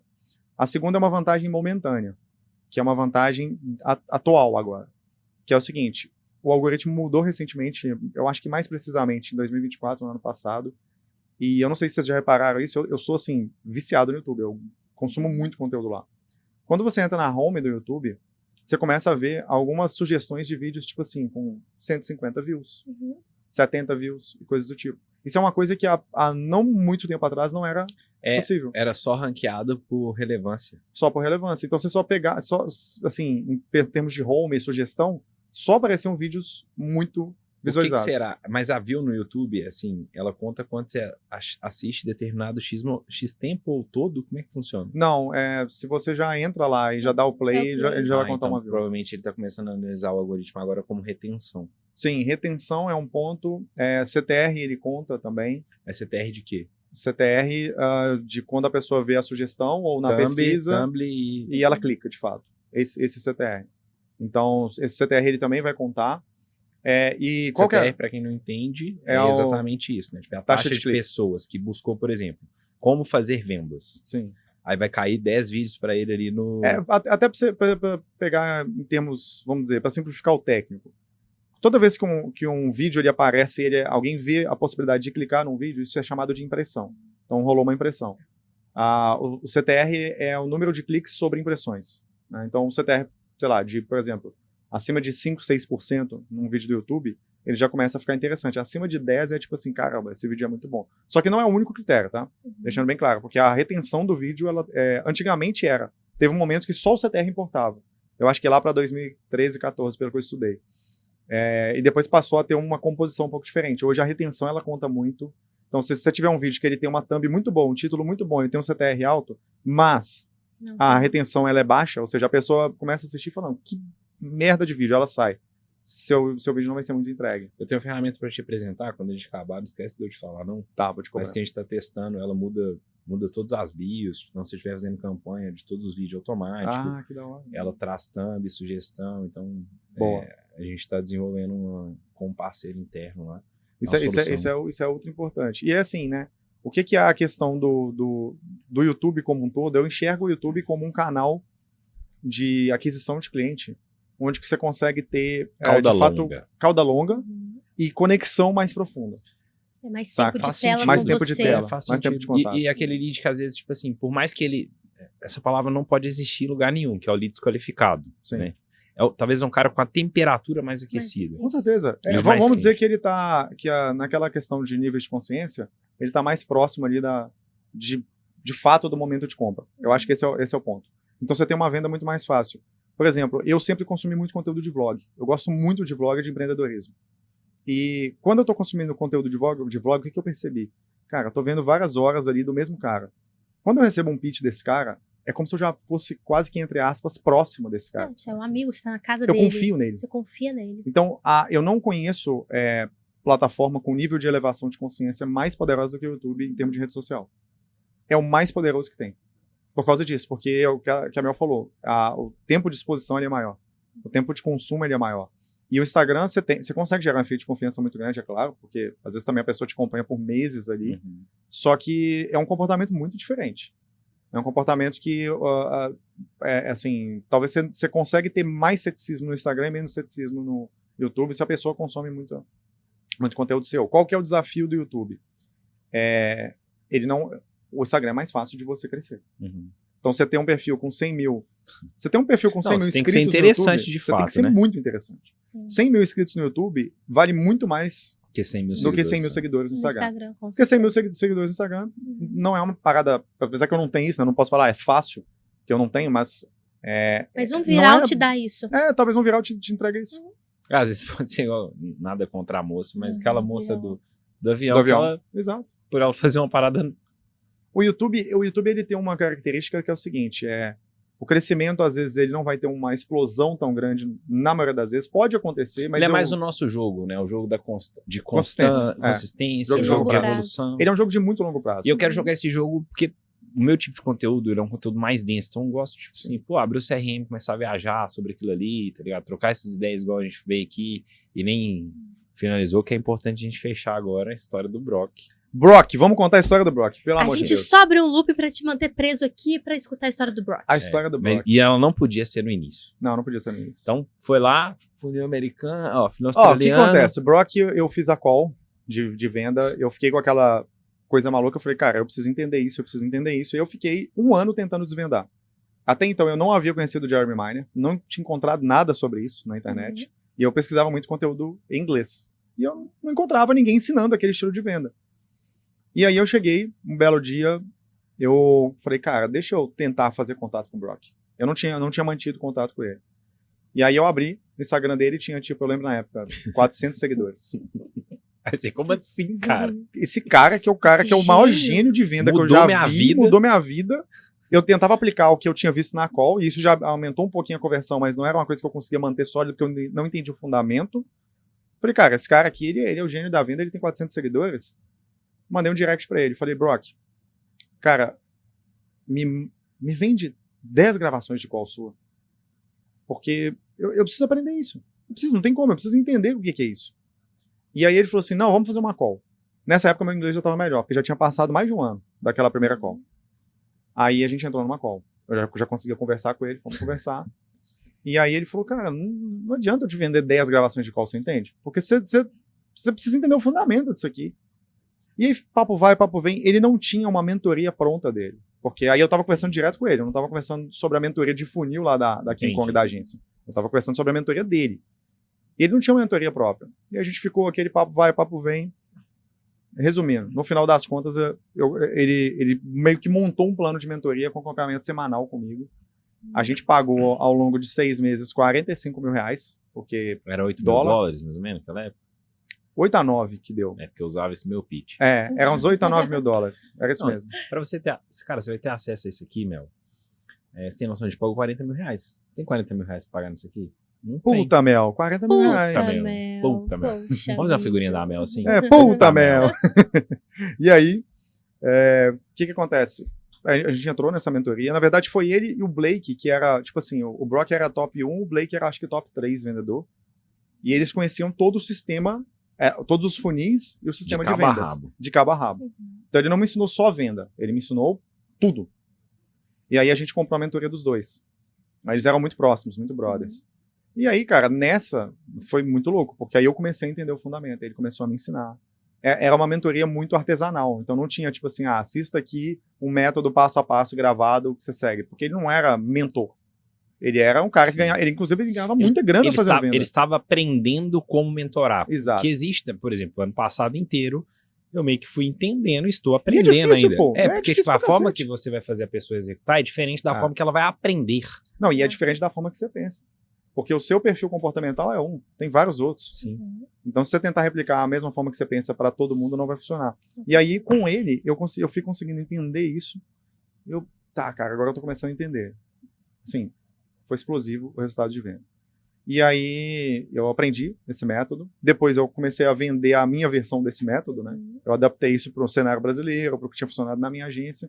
Comecei a vender, mas aí o Brock, um belo dia, o Brock como um cara completamente liberto da Matrix, um belo dia ele sai da King Kong, ele tinha feito uma grana lá, é um cara que sempre foi low cost total, nunca foi de ostentação. Ele é americano, ele não é australiano, o Brock até. Ele morava na Austrália, mas ele volta para os Estados Unidos, para Oregon. Esqueci o nome da cidade dele, mas a cidade dele é a única cidade que tem uma blockbuster no mundo. Caraca, até É hoje. a última blockbuster. A última dos moicanos. Não, que doideira. É na cidade dele. E eu tô doido pra ir lá, ele já me convidou pra ir lá, eu e a Camila, nós estamos querendo Não, ir lá. mas aí beleza. Eu quero saber como é que ele de Randandã vai parar Pois aqui. ele volta pros Estados Unidos, e aí um belo dia, ele compra uma moto, uma Indian, que é tipo uma Harley Davidson, mas é uma moto mais clássica americana ali. E aí eu lembro que ele me mandou na época, porque a gente falava sobre moto. Ganhou grana pra caramba, foi deixar um sabático, tipo isso. Foi tipo isso. E aí o que ele fez? Ele comprou essa moto, mas até então, eu acho que quando ele comprou, eu acho que ele tinha voltado para os Estados Unidos, ele tinha acordado de ficar no home office, e ele ainda estava trabalhando lá, se eu não me engano. Entendi. Aí depois eu acho que ele foi fazer um outro negócio com o próprio Blake, que era esse amigo dele que também me mentorou, mas eu era mais próximo ali do Brock, tanto que eu só tenho contato até hoje com o Brock. E beleza, resumindo, um belo dia, ele começa a postar no Instagram e eu fico sabendo que ele saiu de tudo, parou de fazer tudo que ele estava fazendo, pegou essa moto dele e começou a viajar. E aí, do nada, esse cara tá na América Central. E aí você viu isso? Eu vi isso no Instagram. E aí eu puxei uma call com ele. Eu falei, que é isso, mano? O que você tá fazendo? Ele, não, tô viajando aqui.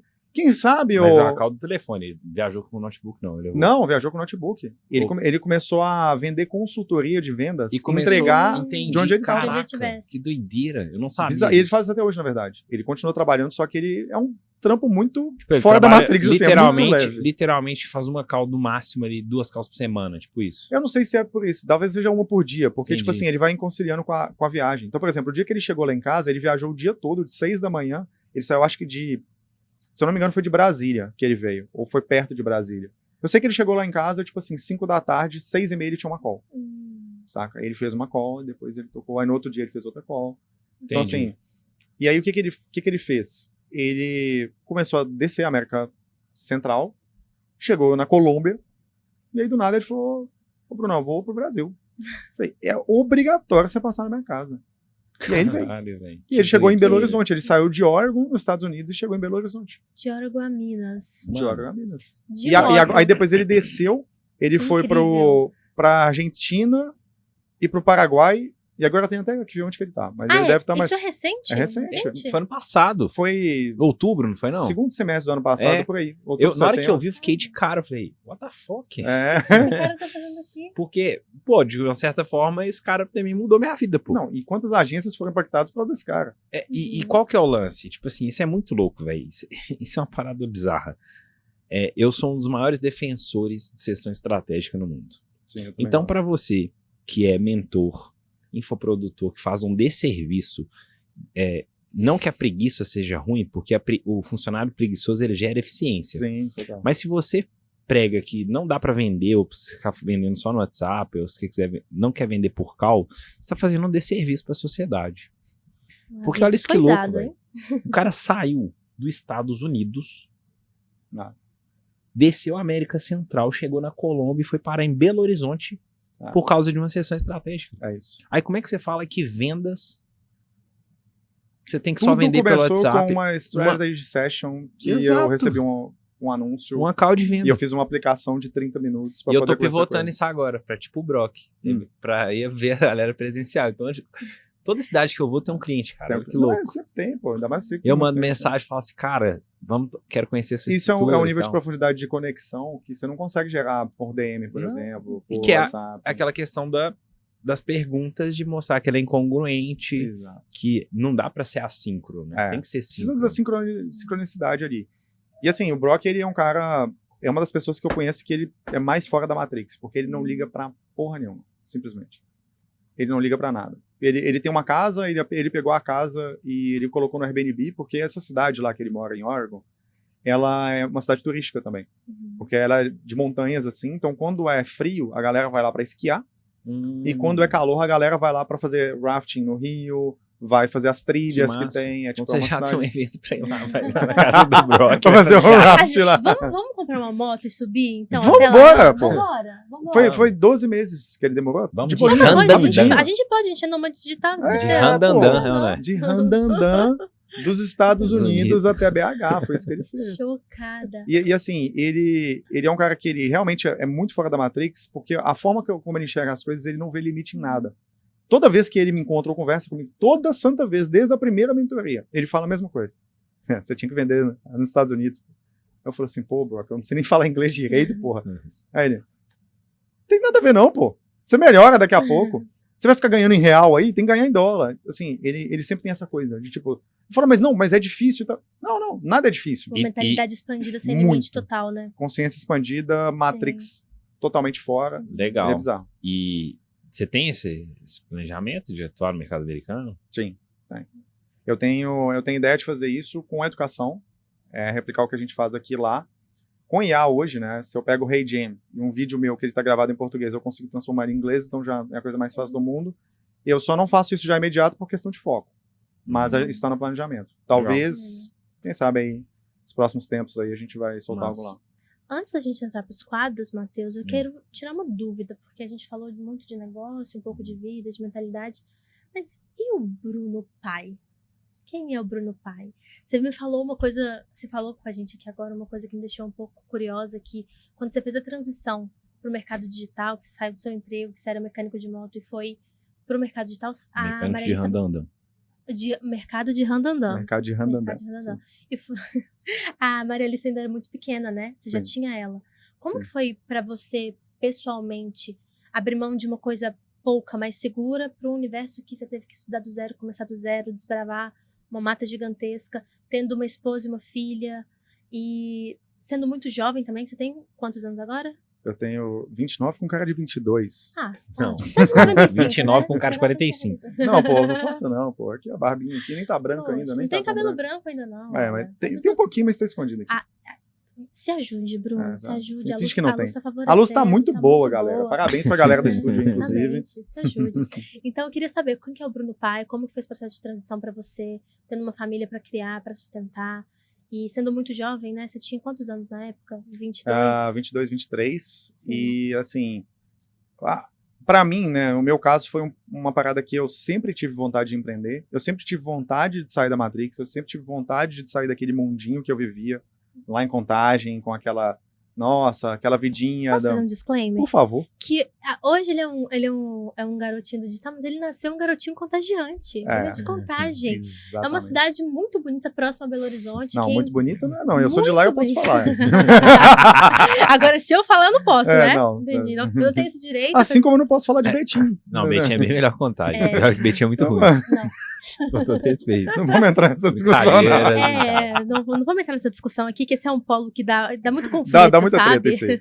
Mas ele é um garotinho contagiante, só queria deixar isso registrado. Quem passar por Belo Horizonte, passa em Contagem pra entender. Não passe, não vá, porque, enfim, eu posso falar, eu sou de lá. E eu cresci em Contagem, de fato, um mundinho muito pequeno, uma vida muito limitada, limitação pra tudo. não só geográfica, mas limitação mental com todo mundo, todas as pessoas que eu vivia. Só que eu sempre tive dentro de mim algum distúrbiozinho que eu falava assim, cara, eu não posso viver isso aqui para sempre. Só que era muito difícil você sair do ambiente. Então, eu lembro exatamente do dia que, quando a Camila, a gente descobriu que ela estava grávida, eu falei, tá, eu pedi ela em casamento, a gente foi, vamos casar. E nisso eu estava na casa dos meus pais, eu morava com os meus pais ainda. Chegaram 2 amigos. Grande Raster, inclusive, que trabalha comigo até hoje, estava lá nesse dia, e mais um outro amigo nosso. E aí ele chegou e falou assim, eu falei assim com eles, cara, seguinte, agora já era. Agora, toda aqueles sonhos que eu tinha de empreender, eu preciso fazer agora, enquanto a Camila tá grávida. Porque se eu esperar nascer, eu demorei todos esses anos, eu tinha, sei lá, 22, 23, eu tentei empreender com várias coisas ao meio do tempo, mas eu nunca levei aquilo a fundo e eu desistia muito fácil. A minha cabeça ela era muito treinada para desistir. Então eu não conseguia persistir. E aí eu voltava para os empregos CLT. E aí eu cheguei para eles e falei assim, cara, agora não dá. Eu vou ter que fazer dar certo de algum jeito. Então vai ter que acontecer. Eu vou vender meu carro. Com esse dinheiro eu sobrevivo até eu conseguir fazer pelo menos o que eu fazia trabalhando como CLT. Pelo menos os R$1.300 que eu fazia. Então eu vou fazer isso até dar certo. Nem que eu queimar todo o dinheiro do carro, que era assim, o dinheiro que eu tinha conquistado desde os 16 anos que eu tinha comprado a primeira motinha parcelada com um amigo do meu pai. Primeira Randandan. Que aí depois virou esse carro, que era um carro de uns 30 mil, sei lá, em 5 anos, 6 anos. Foi o dinheiro que eu acumulei durante 6 anos. R$30.000, mais ou menos.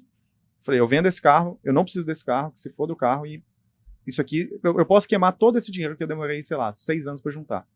Mas se tiver uma chance que seja de dar certo isso aqui que eu quero fazer, para mim já tá valendo. E aí eu fiz, né? E aí eu comecei a correr atrás e demorou alguns meses, mas, sei lá, aí rolou aquela história dos R$1.500. Só que a ideia foi o seguinte, quando eu entendi que eu ia ser pai, eu parei de olhar mais só por mim. Eu falei, cara, tudo isso aqui que eu vivo, todo esse mundinho que eu tô preso, e essa vontade que eu ainda não tenho coragem, de fato, de cair de cabeça no empreendedorismo, que é algo que eu sempre falei que eu ia fazer, agora não é mais só por mim. Como é que eu vou fazer com a minha filha? Como é que eu vou sustentar uma família com R$1.300? A conta não fechava. Então, foi meio que assim, a obrigação me fez fazer isso.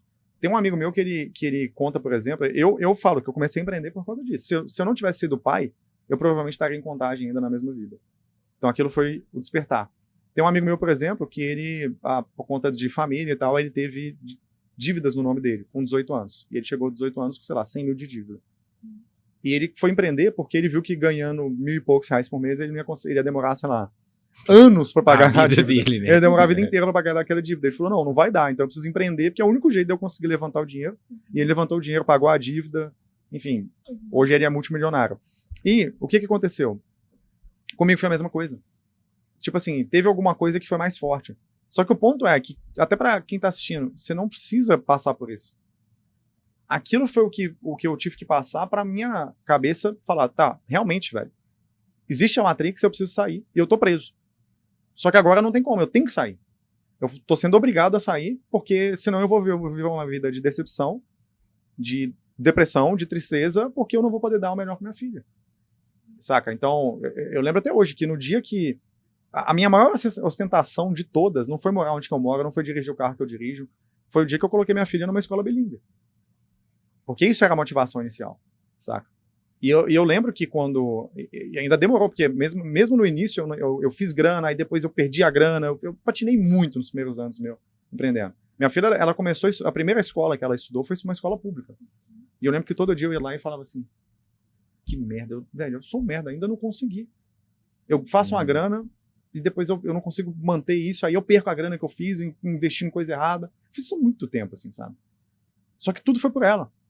Então, o contexto, a casa que a gente mora, o bairro que a gente vive, a gente mora em condomínio fechado, tudo é por causa dela, saca? Porque ela pode sair na rua, ela tem 6 anos de idade, ela sai na frente da minha casa, pega a bicicleta e vai andar o condomínio inteiro.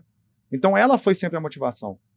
Então, pra mim, não foi difícil essa associação de tipo, pô, como é que com filho eu vou fazer tudo isso? Na verdade, eu cheguei pra Camila, a minha esposa, e falei assim, olha, é o seguinte, não tem outra opção. Ou eu vou ficar rico, é tipo o 50 Cent, ou eu vou ficar rico ou eu vou morrer tentando. Não tem conversa. Eu não aceito. Tipo, eu prefiro morrer tentando ficar rico do que não ficar rico. Porque eu não aceito essa vida que a gente tem. A gente morava num apartamento pequenininho, eu lembro. Apartamento, sei lá, de 70 metros quadrados. Tipo assim, num lugar meio zoado e tal. Pra nós era maravilhoso, porque eu já não morava na casa da minha sogra, porque eu comecei morando de favor. E eu construí o primeiro escritóriozinho pra eu trabalhar tipo assim, na garagem do meu sogro, saca? Era bem que isso. E aí, assim, eu cheguei pra ela e falei isso, e o primeiro ano foi muito difícil pra Camila. Muito. Porque eu ficava o dia todo trabalhando de home office em casa, e ela não me via. Enfurnado dentro do quarto. Dentro do quarto trabalhando. Eu acordava, ia trabalhar, almoço, depois café da tarde, voltava a trabalhar, e eu ia até a hora de dormir todo santo dia. Eu fazia isso sem parar. Até hoje eu faço isso um pouco ainda. Não mudou nada, né? Não mudou tanto assim. Agora você treina, né? Agora eu treino, agora tem... Crossfit com funcional. Vale a pena lembrar. Exatamente, crossfit com funcional, muito Fica bom. preso no quarto. Não, mas eu corro também, tá? Você falou da corrida, eu corro 5km. Eu corro, pelo menos 2 vezes por semana eu corro 5km. É o que eu tô fazendo também, que eu tô jogando tênis, então. É bom pra caramba. E assim, tudo isso foi moldado em torno da família. Então a família pra mim foi o pilar, saca? Tipo, eu gosto, óbvio, todo mundo gosta de coisas materiais. Então eu gosto de carro, eu gosto de algumas coisas, a casa que a gente mora, mas sempre foi assim, tá, como é que eu faço pra elas? Como é que eu dou a melhor vida pras duas? Pra Camila, minha esposa, pra Maralice, minha filha, a gente quer depois ter outro filho no ano que vem. Então, tipo, como que a gente estrutura a família para que essa família não passe o que eu precisei passar financeiramente, para que eles não tenham as dificuldades que eu tive. E aí foi fácil atrelar, de alguma forma. Não é que foi fácil, mas foi tipo assim, natural. Na minha cabeça não tinha... É natural. Outra opção. Não tinha outra opção. E a Camila, nesse primeiro ano, ela sofreu muito por causa disso. Ela entendia, mas ela sofria muito. E aí chegou um momento que eu fui conversando, a gente foi alinhando, sempre one-on-one ali, enrolando sempre. One-on-one sempre rolando. Ela dava o feedback, eu dava o feedback. E aí chegou uma hora que a gente conseguiu entrar no eixo, eu lembro. Que foi, na verdade, foi mais de um ano, tá? Que eu comecei isso em 2018, eu lembro que a gente entrou no eixo com isso, foi mais ou menos pro meio de 2020. Então já tinha uns 2 anos, na real. E aí foi quando a gente conseguiu achar um modelo de alinhamento que eu pudesse trabalhar muito e eu pudesse estar com ela. E basicamente ela combinou comigo o seguinte, tá, tempo que você tiver com a família, você precisa estar presente. Tempo de qualidade. Então, tanto que, tipo assim, se você me mandar mensagem no domingo, esquece, você não vai conseguir falar comigo. Você pode mandar mensagem e me ligar. Você não consegue falar comigo. Porque eu não fico perto do meu celular domingo. Porque eu sei que é o momento delas, sabe? Okay, que massa. Você pode fazer essa escolha hoje, né? Sim, total. Isso entra...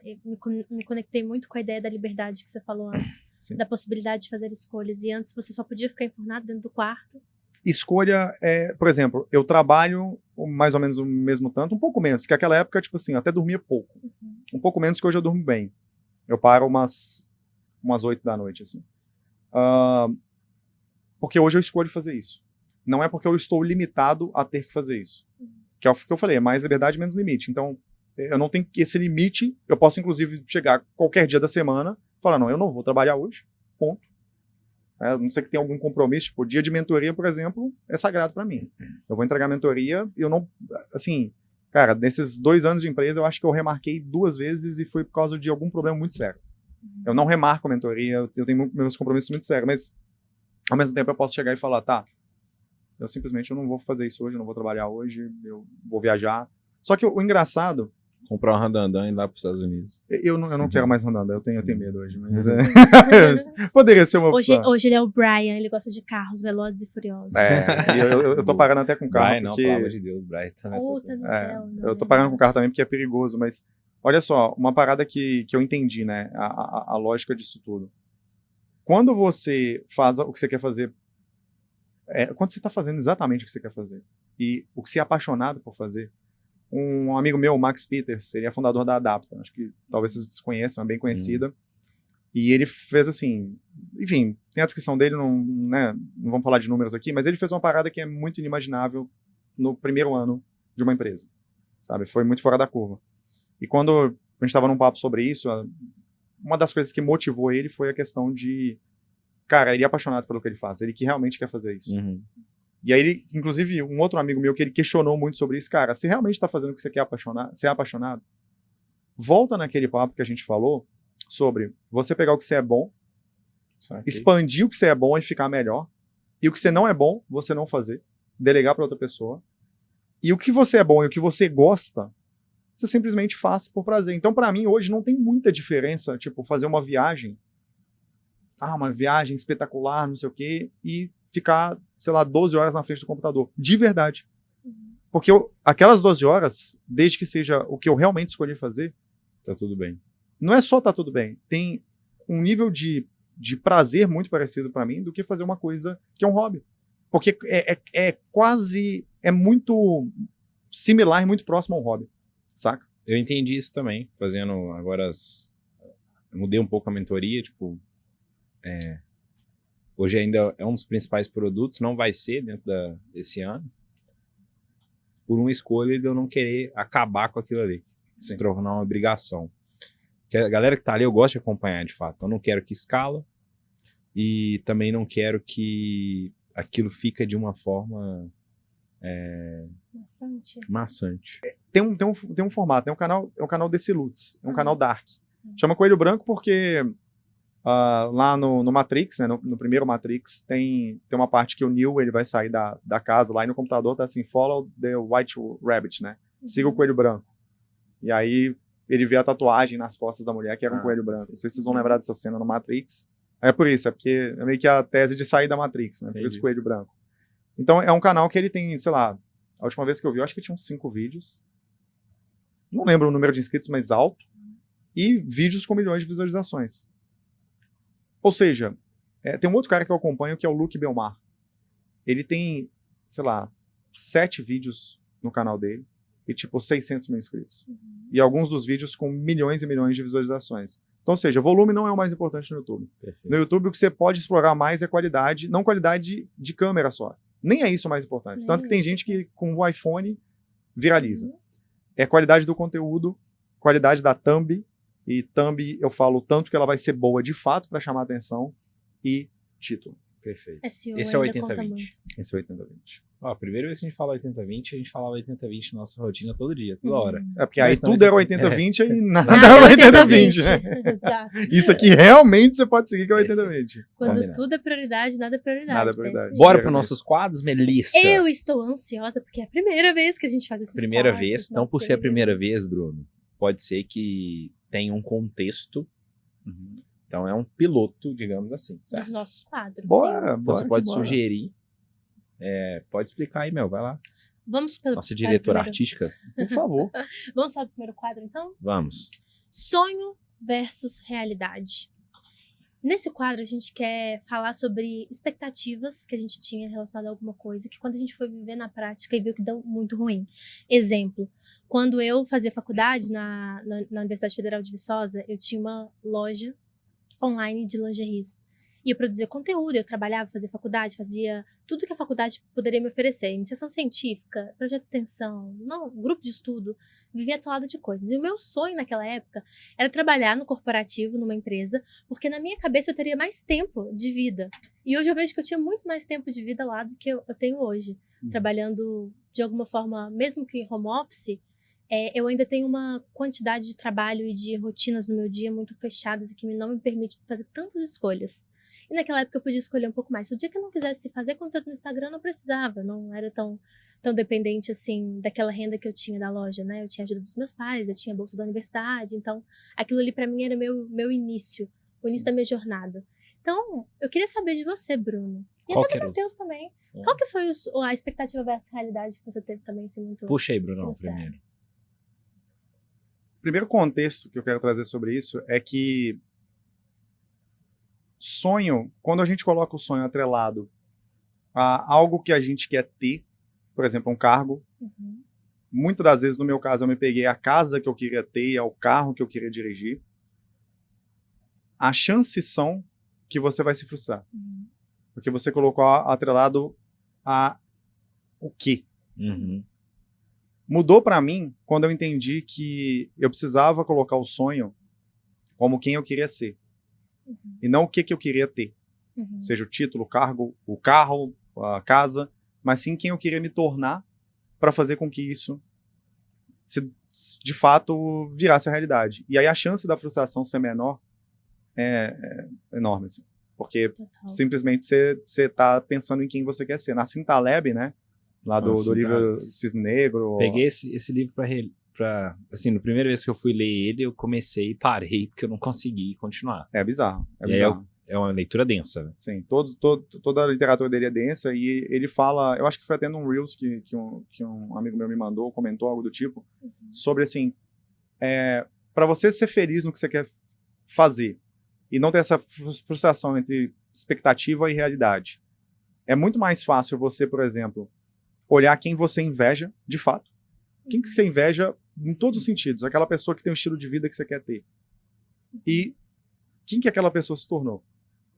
E aí você pega alguns role models, né, algumas pessoas de referência para você conseguir destrinchar e fazer uma engenharia reversa, não do que você tem que ter, onde que você tem que estar, mas de quem você tem que se tornar. Perfeito. Então isso para mim É o maior mais aprendizado. o ser e não ter, né? Exato, mais o ser e não ter. Isso é o maior aprendizado para mim sobre a quebra de expectativa e realidade.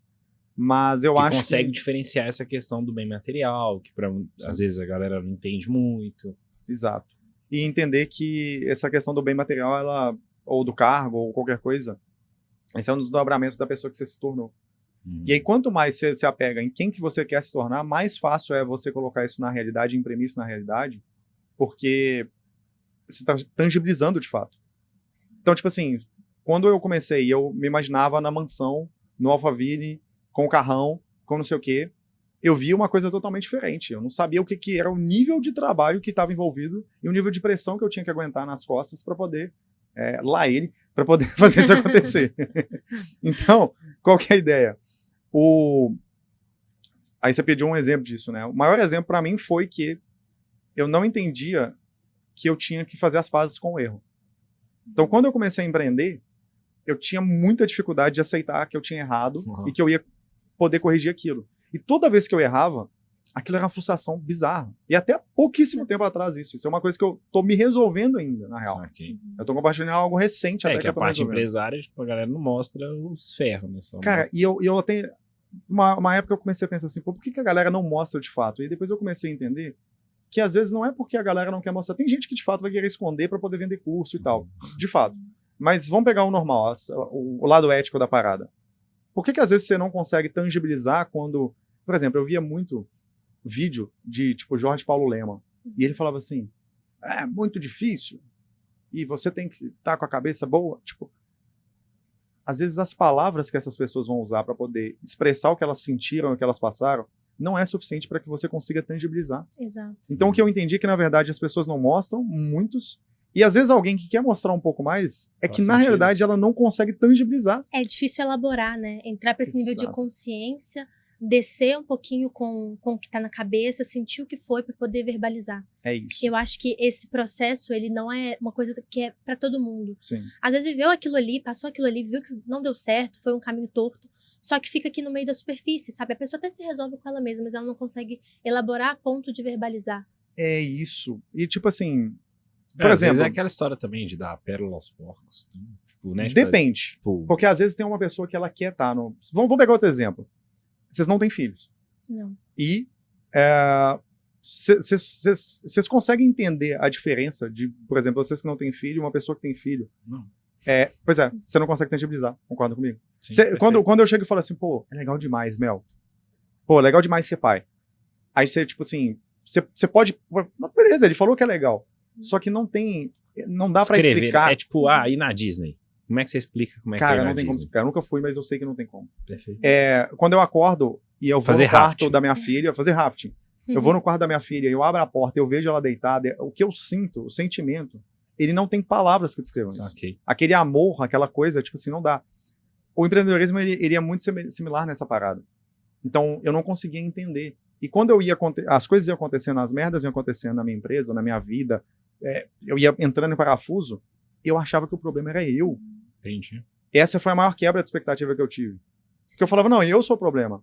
E aí eu chegava, às vezes... Eu lembro que uma vez o Gabriel Lara, um grande amigo meu, chegou pra mim e falou assim, ô Gabarra, para com isso, você tá com a síndrome do patinho feio. Você acha que só acontece essas coisas com você. Só que eu sei que todas essas empresas que você falou, XYZ, nessa conversa aqui agora, às vezes elas estão pior do que você mesmo faturando mais. Total. Em termos de problema. Outras ideias. Ah. Outros B.O. Maravilhoso. Então tipo essa assim, foi a maior quebra pra mim. De sonho e realidade seria ter essa questão de, cara, entender mesmo o que é você na essência e não aquele fim, tipo assim, por mais que você tenha todos os bens materiais que você puxou hoje, não é aquela mesma pessoa que conquistou isso agora. Eu vou exemplificar e vou trazer o que eu acho que a pessoa mais próxima que conseguiu tangibilizar o que é empreender para mim, em palavras, foi o Elon Musk. Porque ele fala uma frase assim, ele fala, empreender é tipo você pular de um abismo e mastigar cacos de vidro. A sensação emocional é a mesma. Pra mim... É uma montanha-russa, né? Cara, é difícil. E a quebra de expectativa maior é que eu não sabia que ia ser tão difícil. Simplesmente. Então, quando eu descobri eu achava que ia ser mais fácil. E não é. Isso é muito louco. Tô passando por isso agora. Eu também, tô sempre passando.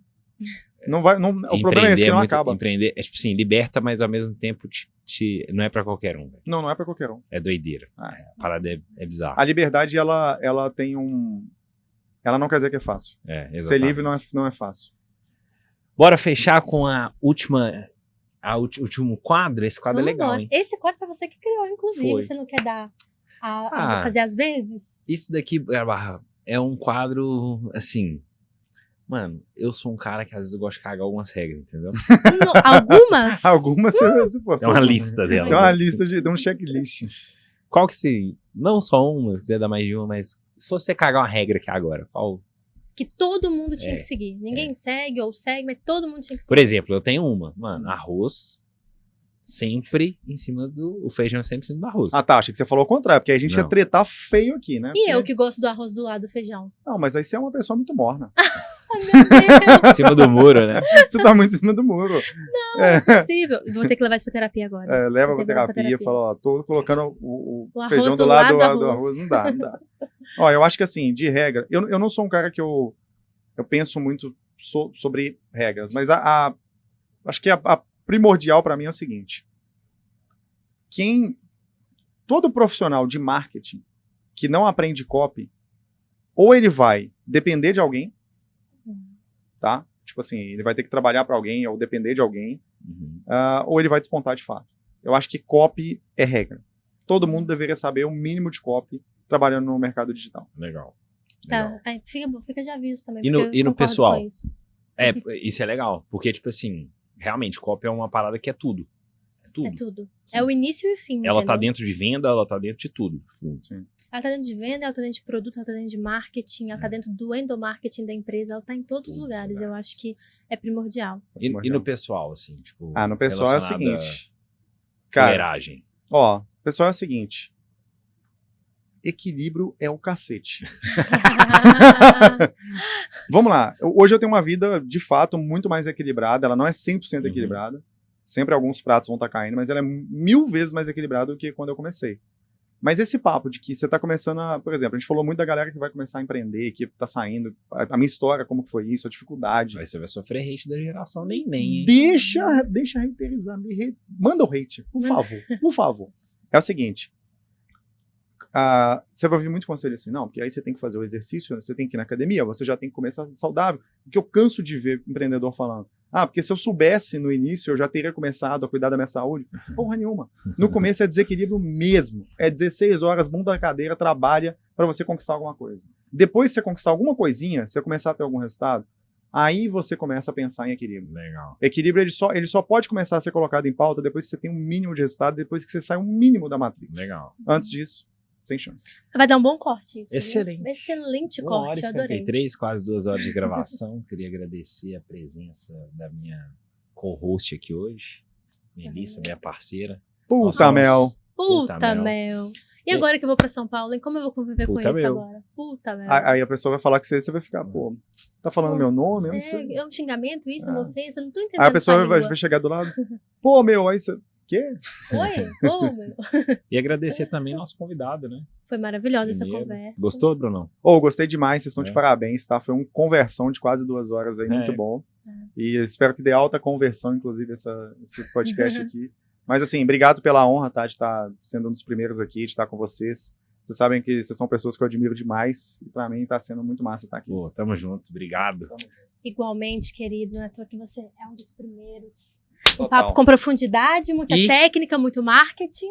Se você tá vendo no YouTube, te convido a seguir aqui. Se esse conteúdo de alguma forma te agregou, te ajudou, siga a gente, acompanha. Nosso objetivo com esse podcast, né, Mel? A gente procrastinou tanto, precisamos de fechar o contrato, pagar 2 parcelas antes para, de fato, tirar do papel. É igual eu com a academia, pô. Exato, fomos isso. Então, se de alguma forma esse conteúdo te ajudou, você gostou dessa linha, a gente pretende trazer pessoas para conversar não só de negócios, não só de marketing comercial, mas também de como que as coisas acontecem no dia a dia, que a gente sabe que existe uma diferença, né, no dia a dia, é diferente do que a galera vê, mas mostrar também esse lado mais humano, o que a gente sempre teve esse tipo de conversa nos jantares que a gente tem, então a gente quer trazer isso para cá, um projeto de uma realização pessoal, meu e da Mel, que a gente está iniciando agora. É sempre uma vontade para entender que o comercial e o marketing, eles podem sim se dar bem, eles podem trabalhar em harmonia. A gente vai mostrar isso aqui na prática ou não. Vamos mostrar na prática ou não, né? A gente tem muitas histórias para contar a respeito disso, mas muito bom estar aqui com vocês hoje, pessoal. Muito bom estar aqui com você, Matheus. Esse é o primeiro de muitos, eu espero, e assim iremos fazer. Nos sigam nas redes sociais também, @MelissaAfer, não Afer, Afer, vai aparecer aqui no telão, e o Matheus Melissa Mata. está solteira. O Matheus Mata, Matheus com H, Mata com 2 T's. E você, Bruno Gabarra, qual é o seu arroba? Faça o Arroba pitch. Bruno Gabarra, me siga lá, estou disponível sempre no direct também para trocar uma ideia. Boa, Vamos que vamos. Vamos que vamos. E aí, galera, siga a gente aí, você tá vendo no YouTube ou no Spotify, deixa o like, deixa o comentário, vai ser um prazer ler. Ajuda a gente nesse inicinho de projeto aqui. Compartilha com seus amigos que precisam de ouvir uma conversinha, conversão. Sem conversinha. Sem conversinha, Mel.